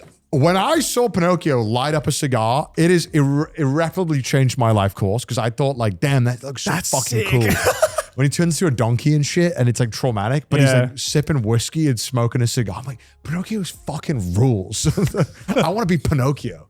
I should smoke a cigar. I mean, never mind the fact that he was on Epstein's island, but we don't talk about that. What? But yeah, because my first experience with Umamusume was actually the anime. I can't remember when the original anime aired, but I thought it was the most. I believe it was 7 years ago because that's when I made my video. Was it? Yeah. Okay, this was before I'd even come close to. Yeah, 2018, 2018. 7 years ago. Yeah, Hang on, shit, man. when Joey still watched anime. Yeah. I was on top of it. Was dude. such a wacky concept, and this was before I was ever into like the gacha space. The gacha space was something that I had no fucking clue about. And so coming into this anime, I just thought it was the weirdest fucking concept, the most wacky fucking concept. Here you Yep. go again, Japan. You got horses that are anthropomorphized as cute anime girls, and then they race, and then they have a concert at the end for Yep. some fucking reason. Kind of genius. And I now looking back, yeah, it is fucking It is genius. genius. Before, I thought it was dumb as fuck. Yeah, because I remember going when they first announced this anime, I was like, okay, Japan, here we go again. Like, Yeah. try not to fucking turn inanimate objects into humanoids. All right, whatever. And then you start watching this anime, and I'm like, hang on, why does this actually kind of slap? Like, why is this kind of a good anime? Yeah. Why am I invested in these horse girls? Yeah, and It's like I shouldn't be invested in these horse girls, but I am. do you know what I think this is? It's just I realized this when I played the game, and I found myself getting like emotionally invested in the races, right? I found myself fucking shouting at the girls, being like, "Come on, girl, look the fuck in, come on!" Yeah, I was like, "Oh my god, this is just Football Manager for Japanese salarymen." Yeah. That's exactly what it is. Well, yeah. I can just see like this salaryman just like fucking coming in fully suited for like the final race, being like, "Come on, we trained for this girl. We got this one. We got this, man." Oh my god, shit. yeah, and it took me through the tutorial to sell me on the fact that I understand why this is a big thing. The tutorial is so bad in this game. It's so long and unnecessarily long. You think it's bad? Yeah, it's so long. I mean, it sold me on what is exciting about the game. Nah. Nah, dude. nah. Well, you streamed it, didn't you? I did stream it, yeah. Yeah. And the tutorial was like skip. Because like once you get in the game, it's kind of like pretty self-explanatory what you're doing. Yeah. Yeah. You know, and even then in the tutorial, I'm pretty sure it doesn't explain that like guts is useless, for example, as a stat. It is. Guts is completely useless as a stat. For the most part. Yeah, it is like not explained what the stats do, even in that tutorial, really. Like, it doesn't tell you that speed correlates to this. Right. And then like, yeah, because I put like 3 points into guts and my chat was completely making fun of me and clowning on me. They were like, oh my God, streamer put points in guts. Oh my God. Oh my God. I was like, what? Why? Who's going to tell them? Yeah, why? What? I just put points in everything. I didn't know. And they're like, oh my God, it's cringe. Because they've already had like 2 weeks of watching everyone min-max this game to death. Yeah. Yeah. And Pete's expert analysis of the game. But yeah, I mean, like that stuff wasn't explained. I feel like that was way more crucial to explain at some point, as opposed to. Yeah, you just feel it. You just. Well, that's what I'm saying. Like, I didn't even know the story. I get it. We're racing horse girls. Don't tell me about the fucking principle. Yeah. I will say the races are fucking hype, man. Yeah, I so did not hype. expect to get that hype over. Yeah, the races have done so well. Yeah. 'Cause it's over so fictional cinematic. girls. Yeah. It is. Yeah. Because it is done like an actual horse race. And there will be some, like, I had 2 races in this. And the second race, my girl started dead fucking last. for like 90% of the race. because they were probably last races, right? They were probably the races that were set to run at the back. I don't know. Clay didn't read the tutorial card. Really? You didn't know your horse was a pace horse or a last horse? No. Okay. I don't know. Funny about that tutorial, isn't it? No. Basic. Funny. Yeah, the horses can be set to where you want them to run throughout the race, depending on like what their style is. And I hate the ones that run in the back. I just put it on auto. Yeah, well, it's just. yeah. I just press auto. Well, I'm glad that you don't have to fucking click the screen constantly like a real jockey. Yeah. That's what I'm glad about. Like, I'm glad it's just like, put the phone down and watch, little bro. Have you seen all those memes of people playing Umamusume when they have the belt in their hand and just fucking slapping themselves? It's like, come on, go! Have you guys actually ever been to like watch real horse racing? Nope. It's massive in Australia.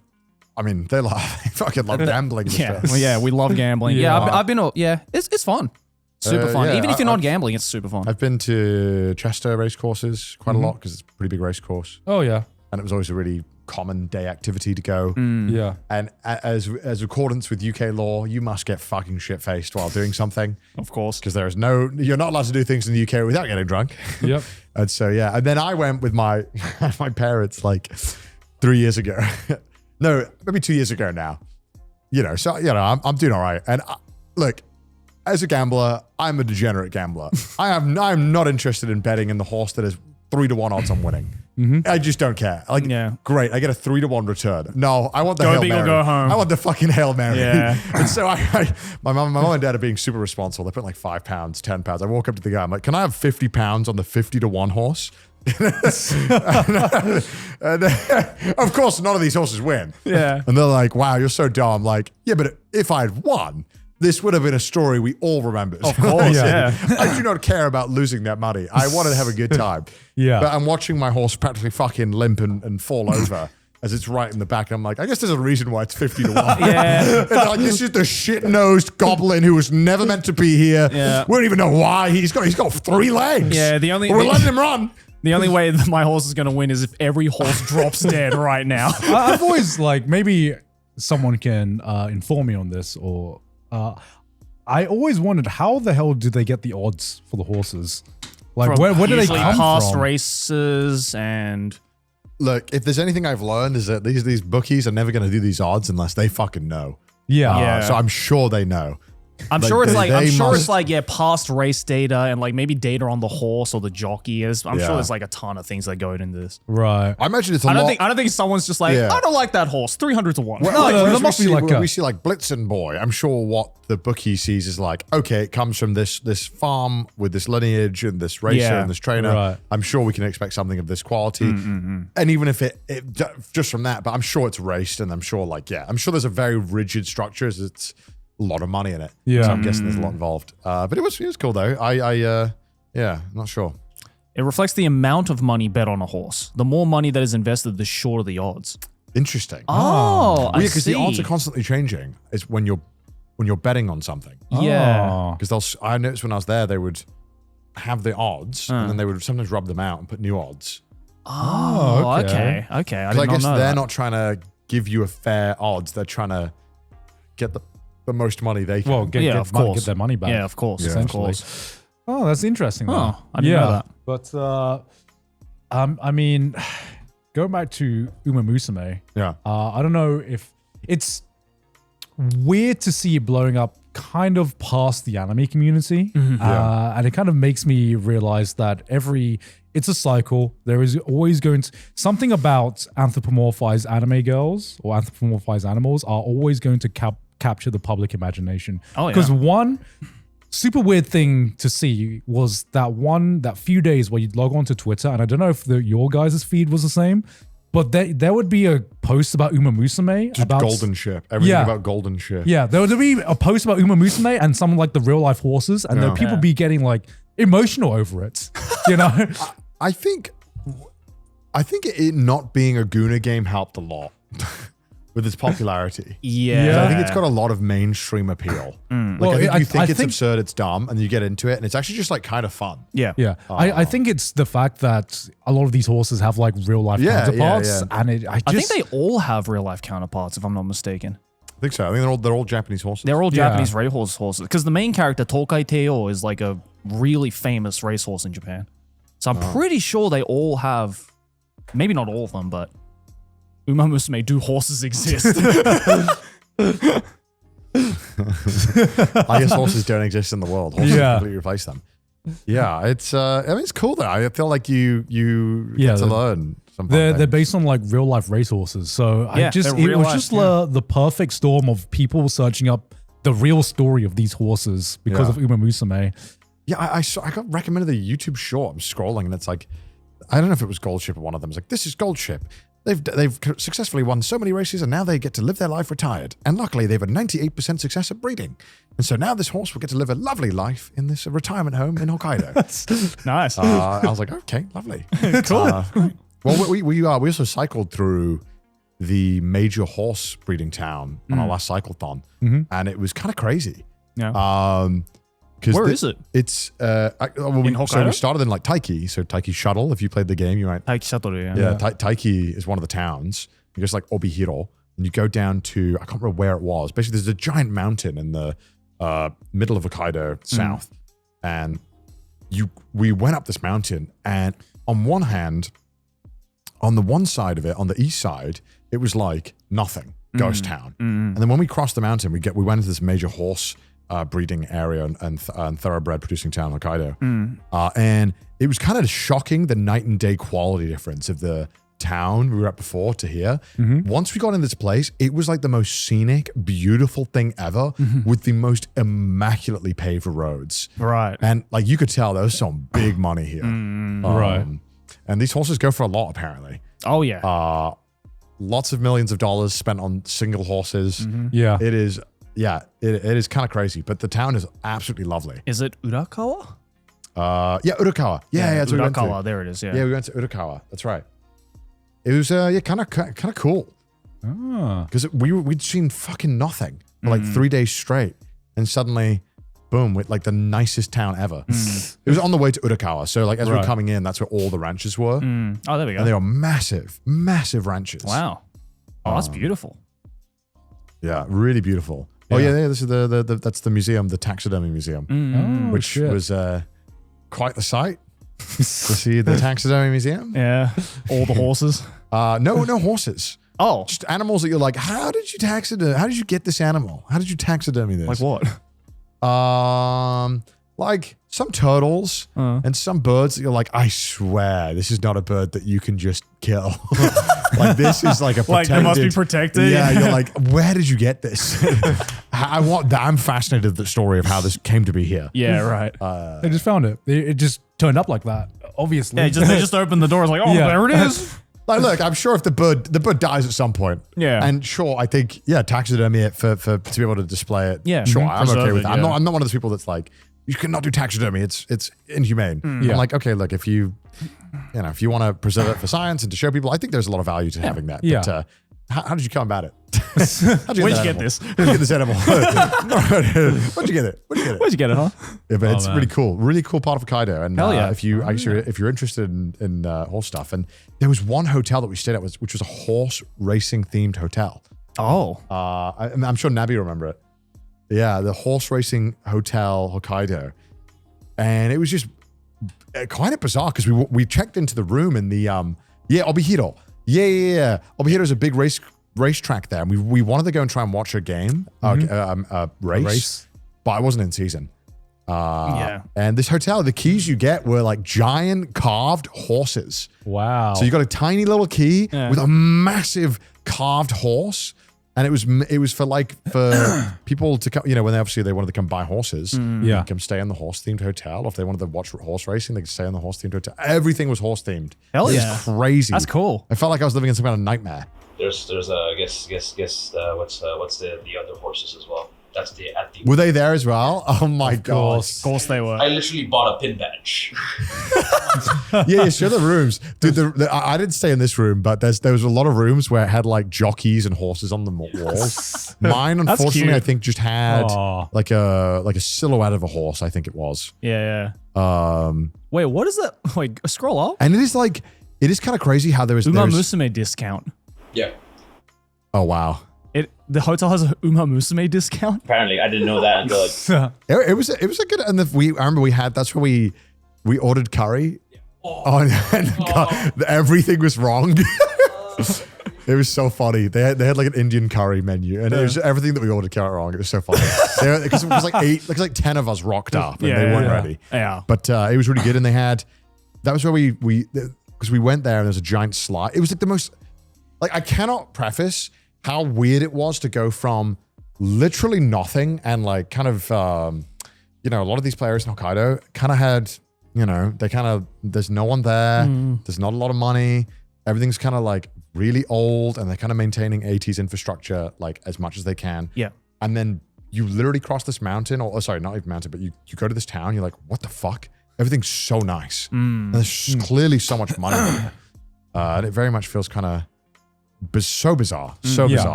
But really cool. Hell yeah. And I guess that's how much money is in horse racing. Sorry to rant on about well, it. Just super this place interesting. is about to get very popular. Yeah. I have a feeling. Yeah, I mean, it's kind of hard to get to, not gonna lie, because there is literally the closest airport is Kushiro. yeah, And there's like one flight a day from Tokyo, and you need to drive. Yeah. you need to call them up for reservations. You call them? I called them up for our rooms, by the way. Oh, you couldn't do it online? No, I remember there was online, but maybe it doesn't work because Call. I literally need to call them up. It's like, this date, this amount of people, can we stay there? Right. dude. Okay. Yeah, unfortunately in Japan, sometimes you just have to. Even if the website says no bookings, you call them up and they're like, we have loads of bookings. You're like, what? Yeah. You're like, False what? advertising. This happens way more than you think. If it says it's completely sold out something online and it looks like an old website or a difficult website to use, they might have it if you called them up. Yeah. I know that's not easy for everyone to do, but just letting you know that is an option. Sure. Yeah, I mean, the thing, talking about big money, how much money do you think Cygames is making from this, man? Stupid money, Like, bro. the I biggest can't even thing, imagine. because the There's biggest thing, probably some value if you look it up. Oh my god, like it must be yeah, dumb. I was just like, the Not biggest loving thing, deep space money, all right? Not loving deep space come money. close, but, but goddamn, 175 million in 2024. it was that's in Japan, yeah. The Yeah. peak was almost a What? billion in They made a 2021. billion? What? Like- No, actually, I remember because I think at one point during the pandemic when Umamusume was only released in Japan, it made more money than most like major games that released. Yeah, it that year. consistently is always on like top earners of like gacha charts. I'm not and that surprised. was I mean, with it is, Japan yeah. alone. Yeah, Yeah. total So- of 2.4 billion so What the far. fuck did it take them so long to make an English version? That's what I don't thought know, as well, actually. right? Yeah. I was just It like, can't be that hard to just translate everything. So I don't know. but have you guys seen clips of the Umamusume anime?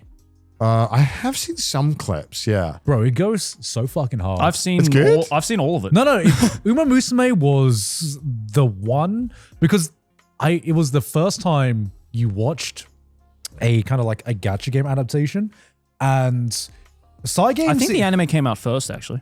did it come out first? Yeah, the anime came out first. No Actually, fucking way. I think it was the manga came out first, right? The first season of the anime and possibly the manga as well. The game is still in development. Then Yeah. I am so confused. Yeah, the game. It's yeah, such a bizarre strategy of release in every aspect. Yeah. Because it feels like it Yeah, 'cause it the feels anime so came out in suited 2018. for a game. yeah, Yeah, because watching the anime, I was like, this is definitely a fucking game. This yeah. Game must came be a out 3 game. years later. Oh my god. That makes me even more confused because I was like, damn, they thought about this concept as an anime first? Yeah. And then they made it a game? They didn't immediately try to monetize this shit? Nah. But yeah, because there are some scenes in the anime that are so incredibly well animated, like better than can you search up on like YouTube Umamusume movie or something like that? Yeah.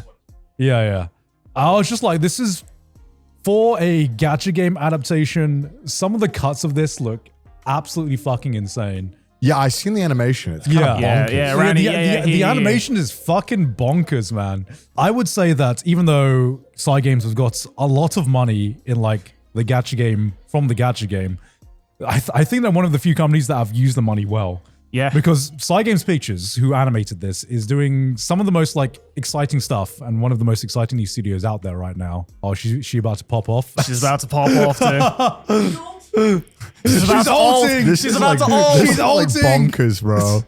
like playing the game makes me want to watch the Umamusume anime. Dude, you have to. Like, Yeah. I like unironically, this anime is legit excellent. It's so hype. Damn. Bro, it goes even Peak, harder than peak. this as well.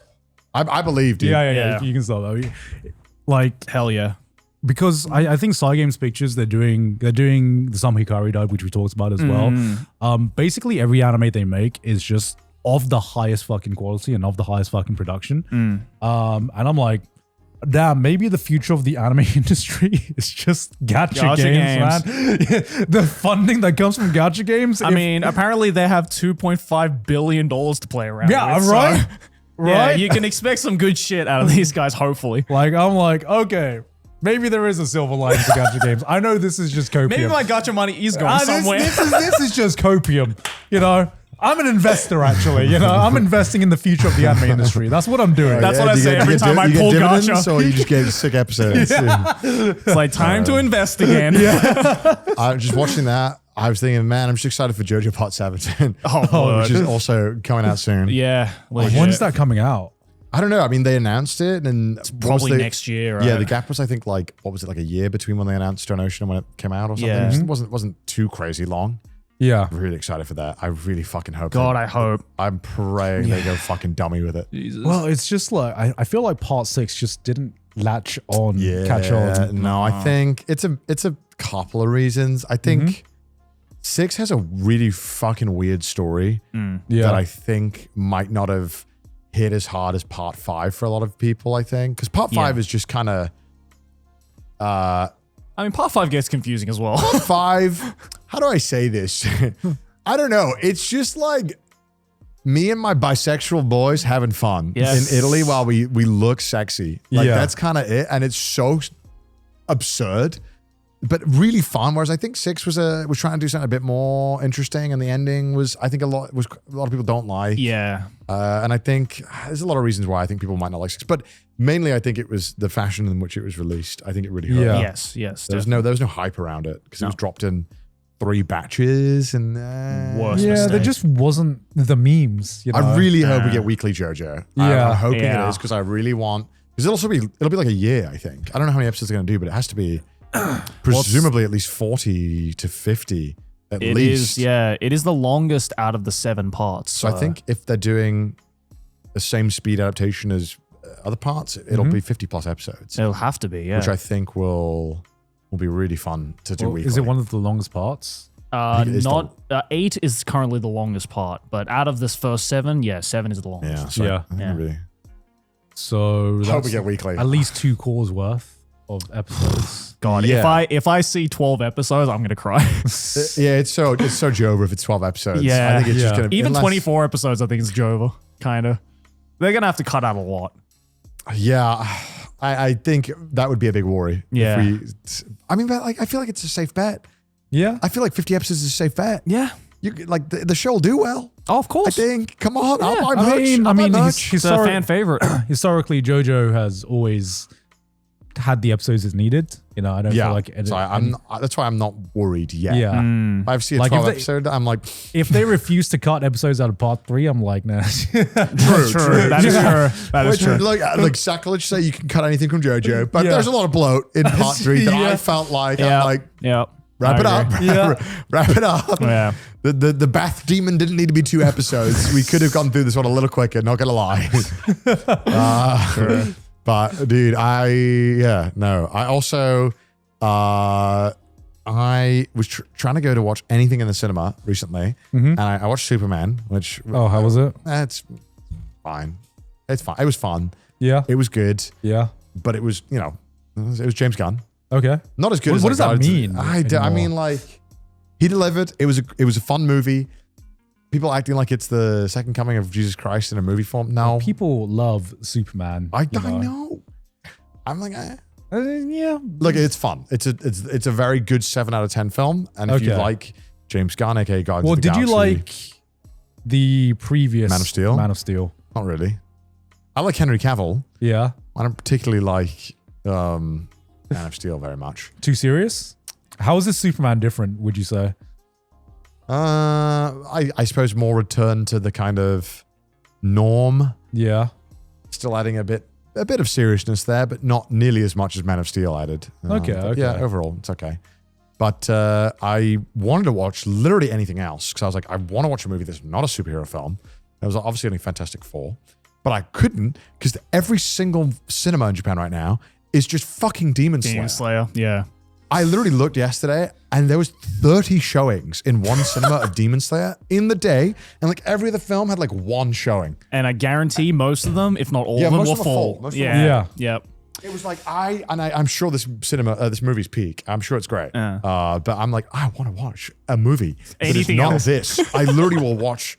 I was like, I'm not watching Fantastic Four. I refuse. I just can't do it. I can't watch another superhero film. I'm done. Whatever, you just watched Superman. I know. I watched that and I'm like, I cannot do it. I cannot watch another because Superman was okay. It was good. Yeah. And I'm going insane because I can't watch just another okay film. I give me something that's bad, terrible, makes Did you me watch think. Thunderbolts? No, I couldn't do it. I can't bring Because apparently that was the I can't bring myself. I can't bring myself to watch another mid superhero film. I can't do it. I'm gonna crash out.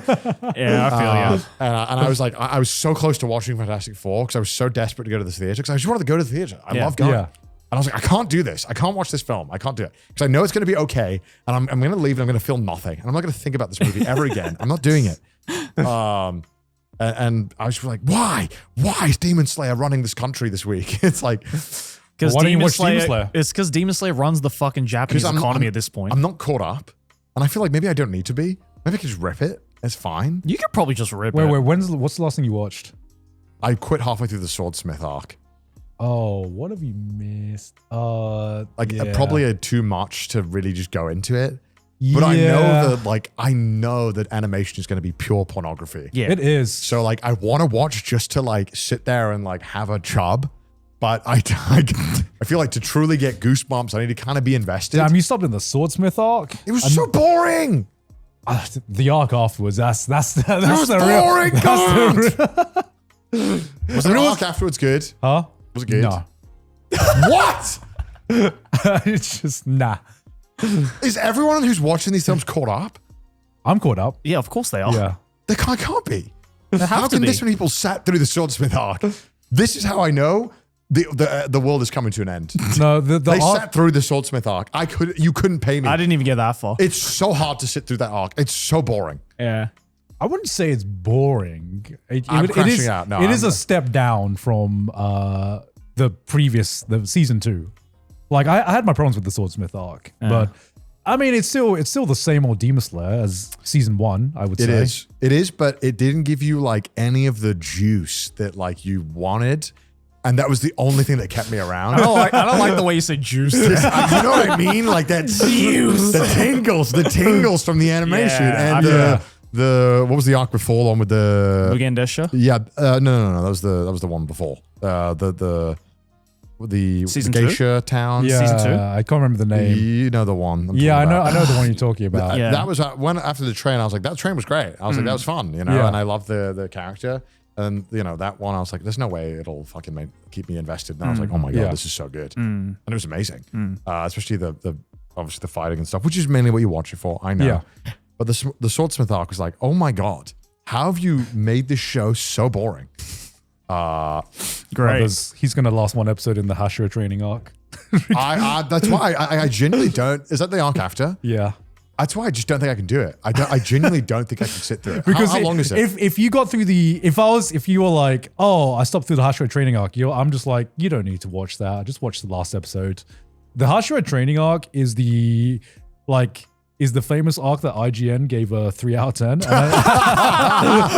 Really? And you know what? I'm That's like, funny. damn, how can someone say so controversial yet true? So look, I know I have no right to be this like angry about watching a show because at the end of the day, it's a show. I don't care. And if people enjoy it, that's totally fine. Yeah. And then, like, Oh, it's only 8 episodes though. It's only 8 episodes, but it's the last episode that really, really pops off. The viewership rating is very low. This is a 3 out of 10 season with a 10 out of 10 episode. that's so lame. That sucks. I really struggled to. And I like, look, I know it's so petty of me to like get so worked up about it because I it's so stupid and so trivial, right? It's just a show, and if people enjoy it, fucking they're great. Yeah. Yeah. But I think it was like you're there for the action, and you're like, this is so beautiful, and I hope some of the fights are compelling. And then in the Swordsmith arc, I think what pissed me off most was they fight this one enemy, and this is a thing that happens a lot in the show. And I know we've ranted about Demon Slayer so much before, but like, and I'm not trying to make this Mostly you. I've ranted so much about it. I can't stand this thing that they do where like they chop the head off of the guy, and then he's just never dead. He's never dead. No. And then they take it to the next level in the Swordsmith arc because he has 3 heads, and of course, when you chop off all 3 heads at the same time, it's not good enough. And there's some Pandora's box or some shit that they got to open to do it. It's just like, just stop. Clearly, this rule is not good enough. Yeah. This rule has never worked. Yeah. Why do we keep saying this rule? It's pissing me off. Can we just, I'm crashing out. Yeah, and it's so Can we annoying kill this demon? Can we kill him? It's also annoying as well because every time they do that, like the enemy is always so like sly about it. Like, oh, you should have like check your foreskin. Like you should have seen this coming. Check your foreskin. It's where I am. That's where my forehead is. It's so ridiculous. It's so ridiculous. Yeah. And it's like I can't. It's like you think I'm dumb. You think I'm so dumb. Yeah. And then and it was after. Well, you also got to understand that a lot of kids watch. Look, this. and like that's why I know it's so dumb. I know I get so worked up about it, but I guess like I get what you're saying. I guess because I feel like it was wasting my time intentionally, and I didn't like that. So I was like, but yeah, it's fine. It's fine. It's fine. It's fine. I'm sorry. I'd just like to apologize because I feel like I know I'm getting unnecessarily upset about it. Like I know it's stupid. Yeah. This is what no cinema for Connor does to him. And I'm annoyed because they're like, I can't watch any of the fucking movie. Nosferatu doesn't even come out here. Oh, but every fucking Demon Slayer, every cinema in the goddamn country is dedicated to this thing. Yeah. It's and ridiculous. it'll be in the cinemas for the next like 4 months. I think what's it rated at? What's the Demon Slayer movie rated at? Because I'm surely Let's see. if there's one shonen movie that's worth watching in cinemas, it's going to be Demon Slayer. Yeah. Because like I'm sure it's phenomenal. I have no doubt that this is Infinity animated Castle. like yeah. I mean, I saw the Mugen Resha movie in cinemas and it was fucking awesome. That 10 out of 10 episode, that must be the clip that I talked about on that One Trash episode where I saw those guys reacting to it. what do you mean? Because I think they were in this castle. Yeah. That must have been, okay, that makes sense. You were reacting to it? No, on TikTok, dude, I don't know why. Every time I open it, it serves me someone reacting to episode, I guess, 10 of the Hashira arc. It was pretty hype. It is. I was watching these guys who I felt like weren't reacting enough. And I was like, I would be popping off. They're not hype enough. I don't even know what's happening. And I know this is hype. When do you use TikTok, Connor? I don't, but because I went to go and like check how like my TikToks were doing. And obviously every time you open the app, it automatically shows you something. And I was like, fine, I'll buy it. What is this? And I'm watching it. And it's like 3 dudes on a couch not saying anything. And I'm like, this... Peak content. I'm like, this sucks. And I'm watching episode 10 of the Hashira training arc, landscape on a portrait phone with 3 dudes on top of it reacting. I'm like, this is cooked. Like, I'm so cooked. I hate everything about it. Anyway, it's my own fault. I'm the problem. I'm so sorry. I'm ranting. I'm getting carried away. I know it's stupid. Yeah, but I don't know. If they had an English sub, I would consider just like. I don't think you need subtitles for this. I know man. I don't. Like, You're right. It's pretty self-explanatory. Japanese comprehension is good enough for a Demon Slayer The Japanese movie. they use in this film is not that crazy. Yeah. No. I could probably just times full speed through the boring parts. Just watch one of the recap things. Yeah, you're right. Just watch a recap thing and I'll be happy. I'm sure there's a TikTok for it. Yeah. I'll watch a 3-minute recap and I'll go to the cinema and watch it. And let me recap the Hashira training arc. Tanjiro spends 7 fucking episodes just chilling her out with the Hashiras, and that's pretty much it. For Is that it? He just fucking around? For like, what purpose? Did they train at all? Did they do anything? They trained a little bit, but he spends half a fucking episode making a paper airplane. What the fuck? Like, I've never felt like...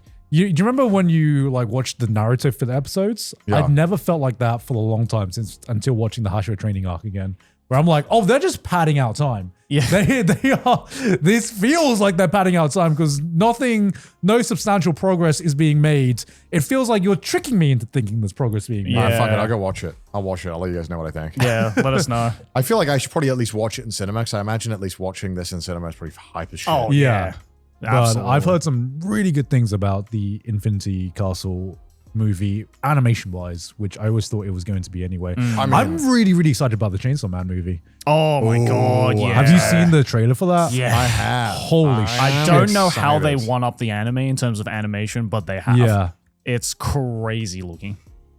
It is going to have to be one of those movies that I watch. When is in it? cinemas. September. All right. And then I'll probably be there no immediate- matter what. Yeah, I'll have to go home, watch in cinemas, and then I'll have to go home. Because I've done this before with Japanese movies where I go home and I scrub through it just to make sure I understood correctly what I thought was happening. Right, based on right. the Japanese that I know. So I'll probably have to do that. Yeah. Hell yeah. But yeah, this is a year for a great year for anime movies, especially shonen anime movies, because, okay. Did you guys watch the Jujutsu Kaisen Zero movie? I did. No. What do you guys think of it? What do you think of it?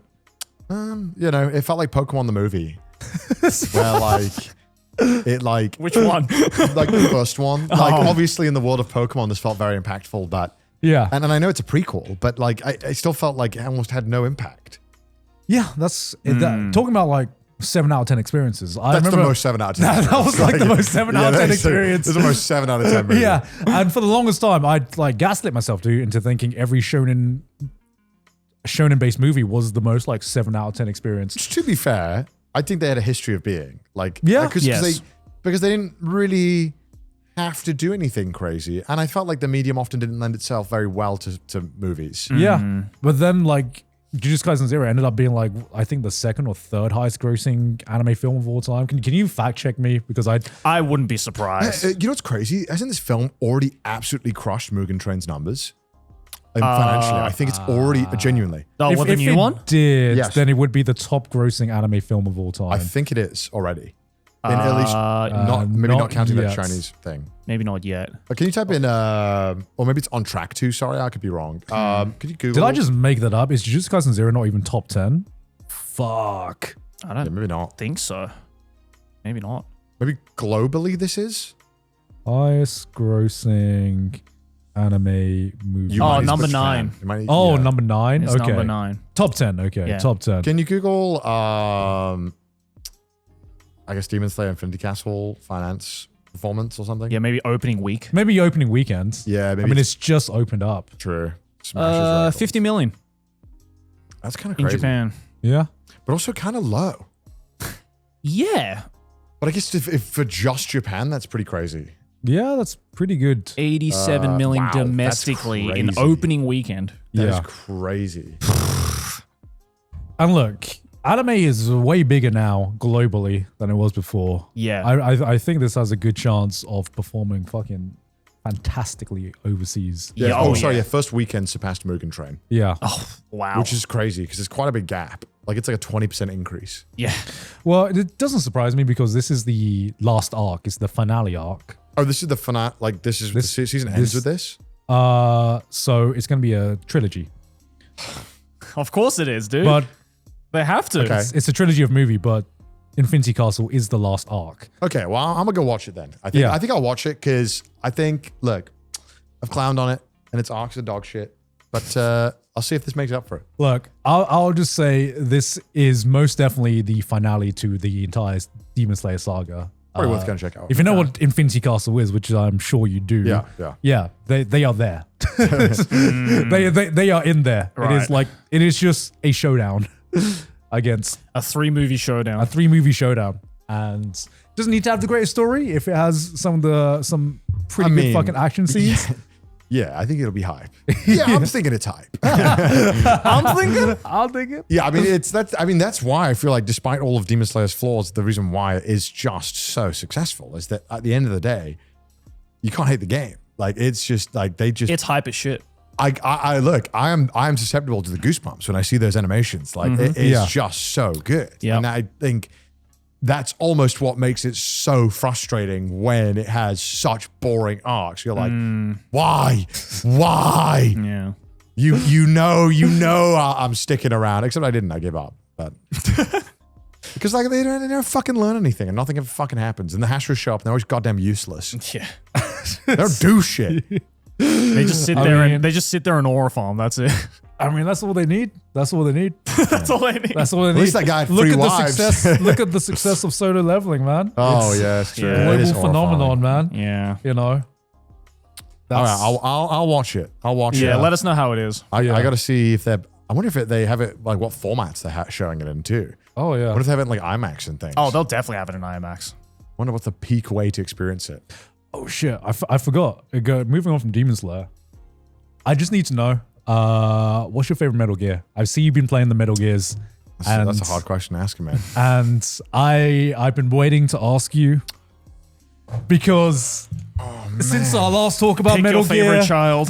you have All of them are peak, just so we preface. Yes. all of them. They're very, all great. They're all games. very different, and 4 is also very different. Yeah, from- I got to play 4 too, so I haven't Yeah. played 4 yet, but I played 1 through 3. Yeah, First of all, love them. yeah. I think like maybe top 5 gaming franchise of my life. yeah. Like it's that good. I think it's in top 5 Yep. like story. Because like one thing, like, and I just got to glaze Kojima a little bit. Like, yeah, his cinematography is just godlike. Yeah. For like a PS1 game, Yeah. the conscious effort of showing these cutscenes and these low polygons in a cinematic way and a care for it in that sense is like, dude, he was so ahead of it. He was so ahead of it. And I think like that's obviously, and he's obviously so creative and he clearly has such a passion for cinema.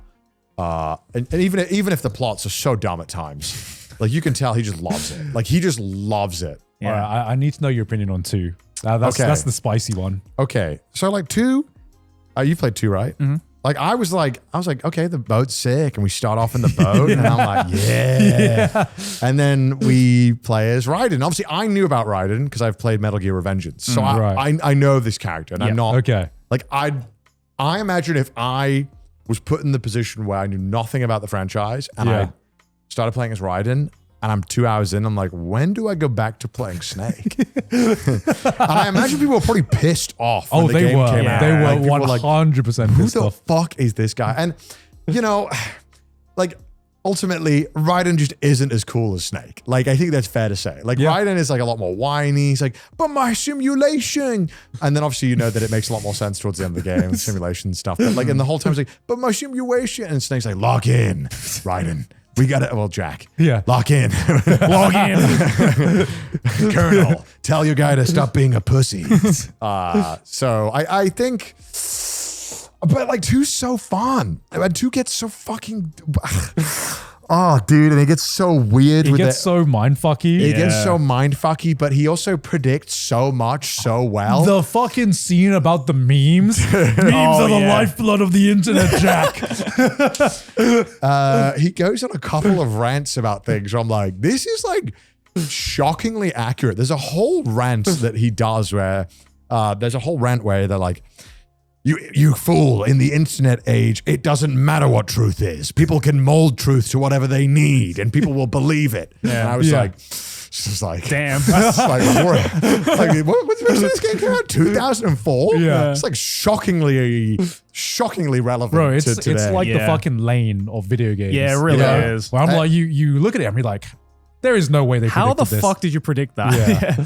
There's just so many moments, like that, where you're like, it is worrying how Kojima understood this technology or this time and this era and kind of like easily extrapolated where it would be taken Yeah. or understood the kind of severity of said technology or said concept. And then it's obviously there's some scientific concepts, which I think like there are some predictions about. You're like, okay, not quite. But, you know, like, but obviously, course, like, yeah. But look, like when you're going out there and trying to imagine the future, obviously you're not going to get things right. But it is really impressive when you get some things kind of almost worryingly spot on. Yeah. Because I'm sure people played that even 10 years after and felt like, yeah, okay, sure, the truth will be bent. Yeah. And then now you're like, oh God, the truth is constantly being bent and there is no truth. And what is life? Is it a simulation at this point? I don't know anymore. Yeah. And the whole game, obviously spoilers for Metal Gear 2 if you haven't played it. We should go play it.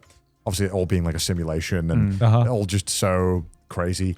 Also, with 2, it kind of gets like 1 was weird at times, but 2 it like fucking gas.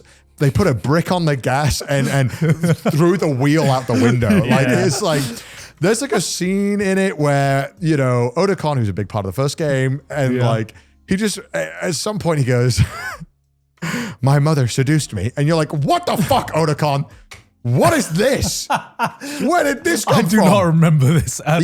Yeah, it like happens, and he like goes on a whole thing about how his mother was kind of like his stepmother was like grooming him, and I was like, this makes so much sense. Why this I is completely Garnt. forgot about that. There's so many scenes where you're just like listening to Otacon just fucking ramble on about some shit, and you're just And then, like, I need you to shut Yeah, up. and then like vampires show up. Oh, and you're like, yeah. and you're like, this is so bizarre. Oh my God. But I love the setting of like the kind of the cleanup rig as the setting, and like having Snake kind of be there with you. I love 2 a lot, but I did sorely miss being Snake, mainly because I really loved his dialogue that he would have with people, because he was so fun. He's so charming and funny. Yeah. Whereas Jack a little bit more whiny and always arguing and but like really, 2 is so cool though. Two was great. 2 is something I've come to appreciate more over time, because I initially thought, 2's the weird one. I enjoy parts of 2, but Clearly Kojima had I felt like a lot to say with 2. yeah. And then 3, I feel like he reins it in a lot. I feel like Konami made him rein it in, because like Yeah. here's what it feels like, right? 1 happens, major fucking success. Konami's like, here's money, Kojima, do what you want to do. He can do anything. Yeah. They make 2. They see the fucking thing with like Raiden and Jack and all the weirdo shit, and like, yeah. There's like, hold up, wait a minute. Daddy, chill. Slow down. We want to make more money. How about you go back to what you did with 1? Bring back that other guy. without the weirdo stuff. Look, and I think there's almost a precedent where some video games and some creators or movies, sometimes having that force kind of be like, what's going on here? Like often, sometimes helps make a better product, because they kind of rein into some of the more absurd aspects, or like when we don't know what happened for sure, right? But this is all it does- speculation. Yeah, it does very much feel like it did get reined in a bit. Yeah. It's my headcanon. And I will admit it's my headcanon. Also, I can definitely see it for someone like Kojima to just troll the shit out of the company, just being like, you know what? I mean, look, Death Stranding is Kojima's thing, and it is where Kojima gets to kind of go and do whatever he wants. Yeah. And look, Death Stranding is very fucking weird. Yeah. So it's obvious without some form of corporate oversight, he wanted to make something that says a lot of different things and is very unique. And now look, there's no thing that's better or worse about that. But look, I think it's important to mention the time and the place and the conditions something was made under. Yeah. Right? And so, I can easily see that maybe it was a case of like, 2s were. I would have loved to have been a fly on a wall during Would've that been like so interesting. first presentation. It would've been Kojima so being like, interesting. check this shit out. Oh my And god! just the Konami people being like, oh my like god. the gameplay is like so interesting and so.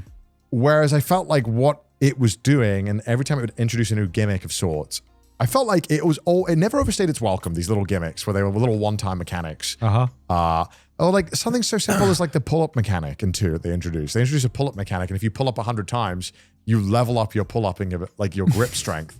And then you do another 100 and you get the highest level. Then you get a fun little codec call. Yeah. Where they're like, whoa, Jack, you look great. It's like, there's these fun little things, right? Yeah. It's like, dude, there's clearly like so much care into all of these games. Now, I've been avoiding the question of answering what is my favorite. I don't know. Maybe it's, I would have said 1, I think, because I love 1 a lot. And I love his brother. His brother's voice lines, Liquid Snake. I forgot his name, the character, but his bro, Liquid coming back as an arm. dude. In 2, when he goes, brothers, it's so hype. It's so, and it's like literally like one of his 5 lines, but it's easily the most hype line of the whole thing. just looking back, I'm like, bro, what was this? What was Kojima His on, fucking man? arm is controlling him, and then he's just in the mech, and he goes, brothers, and you're like, yo, because okay, when you're playing Metal Gear Solid 1, right, and it's obvious that this is a brand new franchise and a new game, so you can tell that some of the actors in the game, in the English one, clearly have like no idea of the vibe of like what the fuck this game is supposed to be. And some of them I feel like I love the Colonel, but some of the Colonel's voice lines are delivered a bit awkwardly because it's so obvious he's not entirely sure on like, fully into like, what the fuck It's like, is so this? is this like a military game? Yeah, Like, what is like, this? because Like, there's a point where it's like, Snake, you must press the Y action button to do that. And it, and there's some other things where like, it just feels a bit feels a bit awkward stiff, whereas like the brother Liquid Snake, 110% to this goddamn character. he knew exactly what game this He was. knew exactly what he was doing because it was so great. And the moment I knew that this was like a 10 out of 10 game for me, There's so many dumb things in that game, but the moment that the final fight and you kind of beat him once, and then you're on top of this mech, and then as you're about to finish this fight, he goes, 1942. It was. he goes on to this absolutely batshit rant about why he's liquid and the recessive genes and the dominant genes and the big boss. And you're like, this is so fucking deliriously stupid. Yeah. And they're showing like real life footage of war zones, and it's like this whole rant is bonkers. Right after it, I watched this parody video. Of that thing that was with the real actors. Real actors, have you seen it? The Big Chungus one? No, I Can we haven't. show the Big Chungus parody video? It's so funny because it's the actual actors. That's Metal awesome. Gear Big Chungus. It should come up. Yeah, this is it. Liquid Yeah, this one. Snake explains Big Yeah, Chungus. dude, it's Oh, so- I think I've seen I've this. never Yeah. Are seen you this. familiar with Big Chungus? Big Chungus. Yes, Big Chungus, the world-renowned meme of an oversized cartoon rabbit. What does some dumb joke have to do with your plan? Everything, Snake. This isn't about jokes. This is about legacy. Do you even know who Big Chungus is? He's just some cartoon rabbit. Not just some rabbit. The most famous rabbit in cinematic history. The one and only Bugs Bunny. Bugs Bunny. The very same. In 1941, during the peak years of the Looney Tunes franchise, a cartoon was released named Wabbit Trouble, where Bugs Bunny faces off with his longtime rival, Elmer Fudd. But for It's just a exactly moment, like how to this mock speech is. his Yeah, I own remember gem, this speech, Bugs man. inflates himself to a comically bloated form.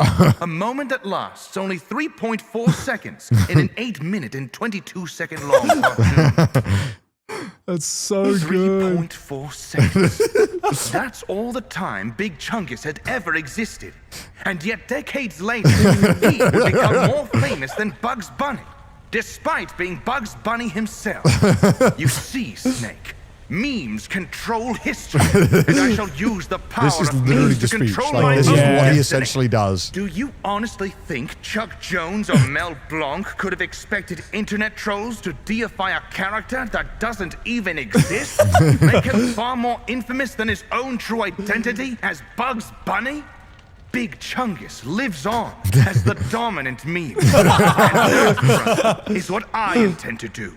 That is so good. This is literally the dialogue. Like, it's so spot on. it's so funny. It's so good. It's the actual voice actor, I That's think. awesome. But like, it's amazing. And obviously, I love one so much because, and also the endings are so awesome when you ride off into the sunset on the ski mobile, depending on who you save. Yeah. It's so awesome. But 3, I don't know, man. It's just like, it's so good. And like I such think a good good. package. I thought maybe I like 1 the most right until the end of 3. Yeah, At the end, 3, one of my best ending in video games. yeah. like, dude, fucking such a peak ending. Yeah. Such a peak ending.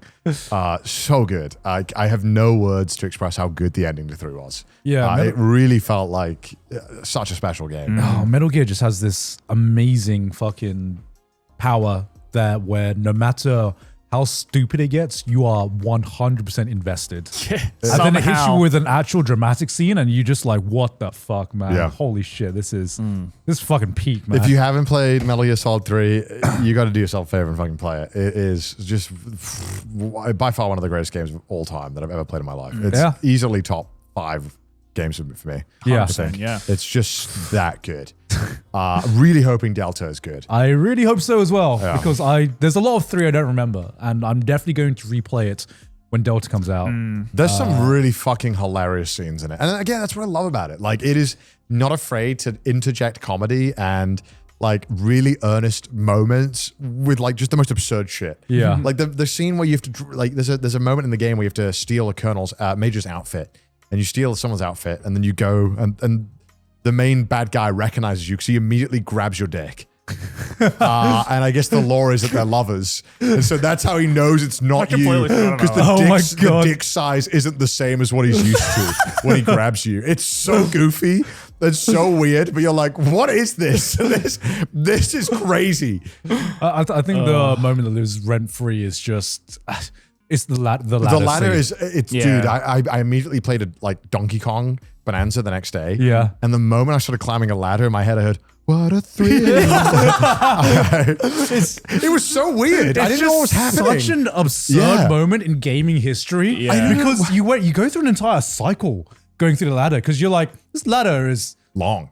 like uncomfortably long. I'm like, why is it? And then you hear, just a thrill. And you're like, no. Oh, what, did I? It must have been the Was wind. the game ending? Is it like- must have been the wind. And then it just like keeps playing. And you go from like, this ladder is uncomfortably long to like, holy shit, this is one of the best moments This ladder in is gaming. epic. yeah. I'm climbing a ladder and I'm having the time of my fucking life, man. It's just, everything about the game is just pure cinema. And my God, like, one of the greatest gaming series of all time. Yeah. And I need to play 4 to see how it ends. Yeah. See how it all wraps up. Because I want to know what happens to my boy Ocelot. I want to know, because Yeah. he is the biggest troll of this entire franchise is Ocelot. He is. Yeah. What the fuck is that man? He's so goofy, so pompous, just a weird fucking guy who seems to be double crossing everyone and himself. Like he is just What is his absolute, allegiance? absolutely like chaotic evil. Like he's just like his allegiance is fucking with Snake. So very excited to see how it ends. And my God, I love all the calls. I can't believe how iconic the first game is, because it's only the first game out of the 3 where you talk to the Colonel on the phone. Because the second one, you don't, you talk to Colonel, but he doesn't say like Colonel, which is like the main meme. Yeah. That's from 1. I was like, what the fuck? And the music is so good. Oh, soundtrack is so good. And every single game, it's phenomenal. It's just like absolute peak. No bad thing to say about it. Do you know if David Hayter's coming back for Delta? I think, I could be wrong. I was under the impression they're just literally using the voice lines from... Oh, the original voice lines. I could be wrong. Can we check this? That's what someone told me. They're like not even re-recording them. They're just reusing the voice lines. I don't know though. Newly recorded voice lines. Okay. Oh, okay. That makes sense. Okay. Okay. Only a handful of new lines have been recorded. Okay. Oh. Yeah. Oh, so it's mostly yeah. the old one. Okay. I mean, it makes sense. If they have like the raw audio, it's probably good enough because, I mean, microphone technology hasn't really changed in 100 years. Okay. So That's cool. Yeah. that's kind of cool though. I do kind of like that. I mean, that's kind of, if at least anyone was worried that they weren't going to be a 1-to-1, I mean, that's pretty, Yeah. Well, David Hayter is coming back, I guess. like, fuck, dude. I love David Hayter. His voice is so good. Yeah. It's just fun. And I think all the mechanics they introduced to 3, when you first drop into the game, they kind of introduce a bunch of new things. You're like, oh God. You're like, oh my God, the camo. My silence has durability. I got to change my camo every area. Yeah. I got to like do surgery on myself. Like all these things seemed really cumbersome. But when you got in the game, it actually became really fun. Yeah. Like there were moments where like I had a silencer on and I was trying to shoot people and I forgot that it had broken, which I never realized when it broke. Then I'd be like trying to stealthily shoot someone and then I'd hit the loudest fucking bang. And I'd be like, fuck. And I'm like, God damn it.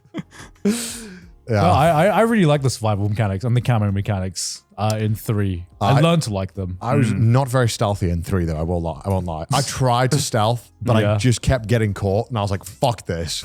And so I just kept going, I literally just kept going around fucking pump, John Wick. I was playing John Wick. You're playing John Wick, yeah. There was the mission where you got to get that guy's outfit and you got to like drag him to the locker. Yeah. I literally massacred everyone in that building and somehow didn't kill the one guy that I would have made me lose the mission. And I was like, oh, that's him.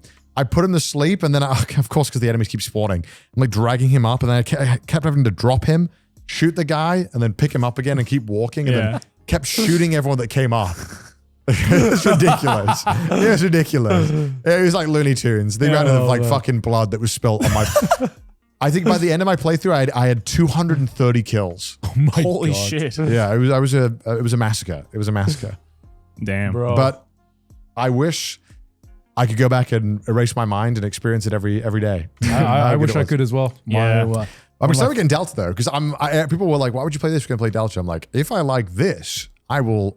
And Delta's the exact same. Yeah. I will also love Delta. Yeah. Yeah, exactly. But I feel like it would be lame to play the upgraded version or the upgraded version, then go back to the original. I feel like it might be more difficult to. yeah, and I think like same with like Final Fantasy and stuff too. Like I really for 7 and stuff, I really wanted to play the game that brought the legacy, right? I feel like it's so easy to be like, I'll play the remake. And sometimes the remake is worth objectively just playing over the original. Like if there's performance issues or it's hard to get it on consoles and stuff. But you know. No, I agree. The only thing that sucks about 4 is that you have to get a PS3 to play it. It's It's not on available? Steam. Oh, really? There are other methods, obviously. Yeah. Yeah. Well, I was But, like, you know, well, we won't say those. I having to buy a PS3 copy and figure out how to play that and stream it. It's just so annoying comparatively. But I will do it because I really want to. yeah. Maybe I'll get a PS3 for it. Or can I play it on a PS5? I don't think so. no, I PS3 think it's only PS4. you can play. PS3 has its own unique fucking architecture that Right. only makes it playable in Wonderful. PS3. Wonderful. So I might just buy a PS3 Yeah. for it because I Stop, feel like stop killing games, am I right? Yeah. yes, Stop killing games. Absolutely. It would be nice. It would be nice. I if didn't we could- realize Metal Gear Solid 4 was only available on PS3. Yep. They announced they had plans to bring it to Steam similar to the Master Collection. Because Yeah. I didn't realize Metal Gear Solid only came to PC 2 years ago. Yeah, it's Really? pretty recent. Yeah. The And you know, collection- there's a GameCube version of I know this. Yeah. I Twin saw Snakes. this. Yeah, there's a GameCube Huh. version of Metal Gear Solid 1 called Twin Snakes. Yeah. That is only playable on GameCube. Is it good? Huh? Is it much different? No, it's not. It's Oh. basically just a HD remake fair of enough. MGS1. Oh, I see. I mean, I've played it. It's pretty good. Yeah. I mean, it is just Metal Gear Solid 1. right. Yeah, it was nice though because I added some like there was some. You can also just add mods, which is also love that. Yeah. I love being able to like add like some like texture improvements or something because like you know the people who are. The good thing about games is that there's always someone who is insanely passionate about it and they're willing to like do minor changes. Like I added a mod because I was just curious. It was like one of the most popular mods. It was like fix Snake's hair. I guess because when they because obviously when they remaster it, sometimes the textures don't really. So Yeah. there's someone who did a whole. They remastered his hair to make it look good. Only his hair? Yeah, only his hair. So apparently it looked bad. And I was like, that's fun. I also wouldn't have cared, but I just Yeah. thought it was funny. But man, if you haven't played Metal Gear Solid, even if you get spoiled on it, it doesn't matter. It's so absurd. You will love it. Yeah, it's a kinda fun like- game. Kind of like JoJo's the same sense of like, no matter how much I spoil it for you, I can't take it away from you. Yeah. It's so absurd. Just Yeah. watch it. Play it. Or watch it. Honestly, it's a movie. It Yeah. is. The amount of gameplay to cutscene ratio is about, honestly, 50-50. It is mostly cutscenes. But honestly, if you treat it like a TV show where you occasionally get to be a part of it, it's kind of sick. Yeah. Watch it. And yeah, Watch it or that's- play it. And that's Anime Club for this month. But Yes. hey, make sure you guys, again. Figured out what you want for the next anime. Yeah, club, I'm the Joey? next one, aren't I? Yeah. Maybe we Shit. can put an insert when you figure it Yeah, out. we'll put an Yeah. insert maybe. You can go. Yeah, record it on your Joey's phone. next recommendation is this because he hasn't figured it out yet. It'll be on screen. It'll probably be a manga though. Probably a manga. Yeah. But nice. you guys as well over on the Patreon can also recommend us an anime to watch.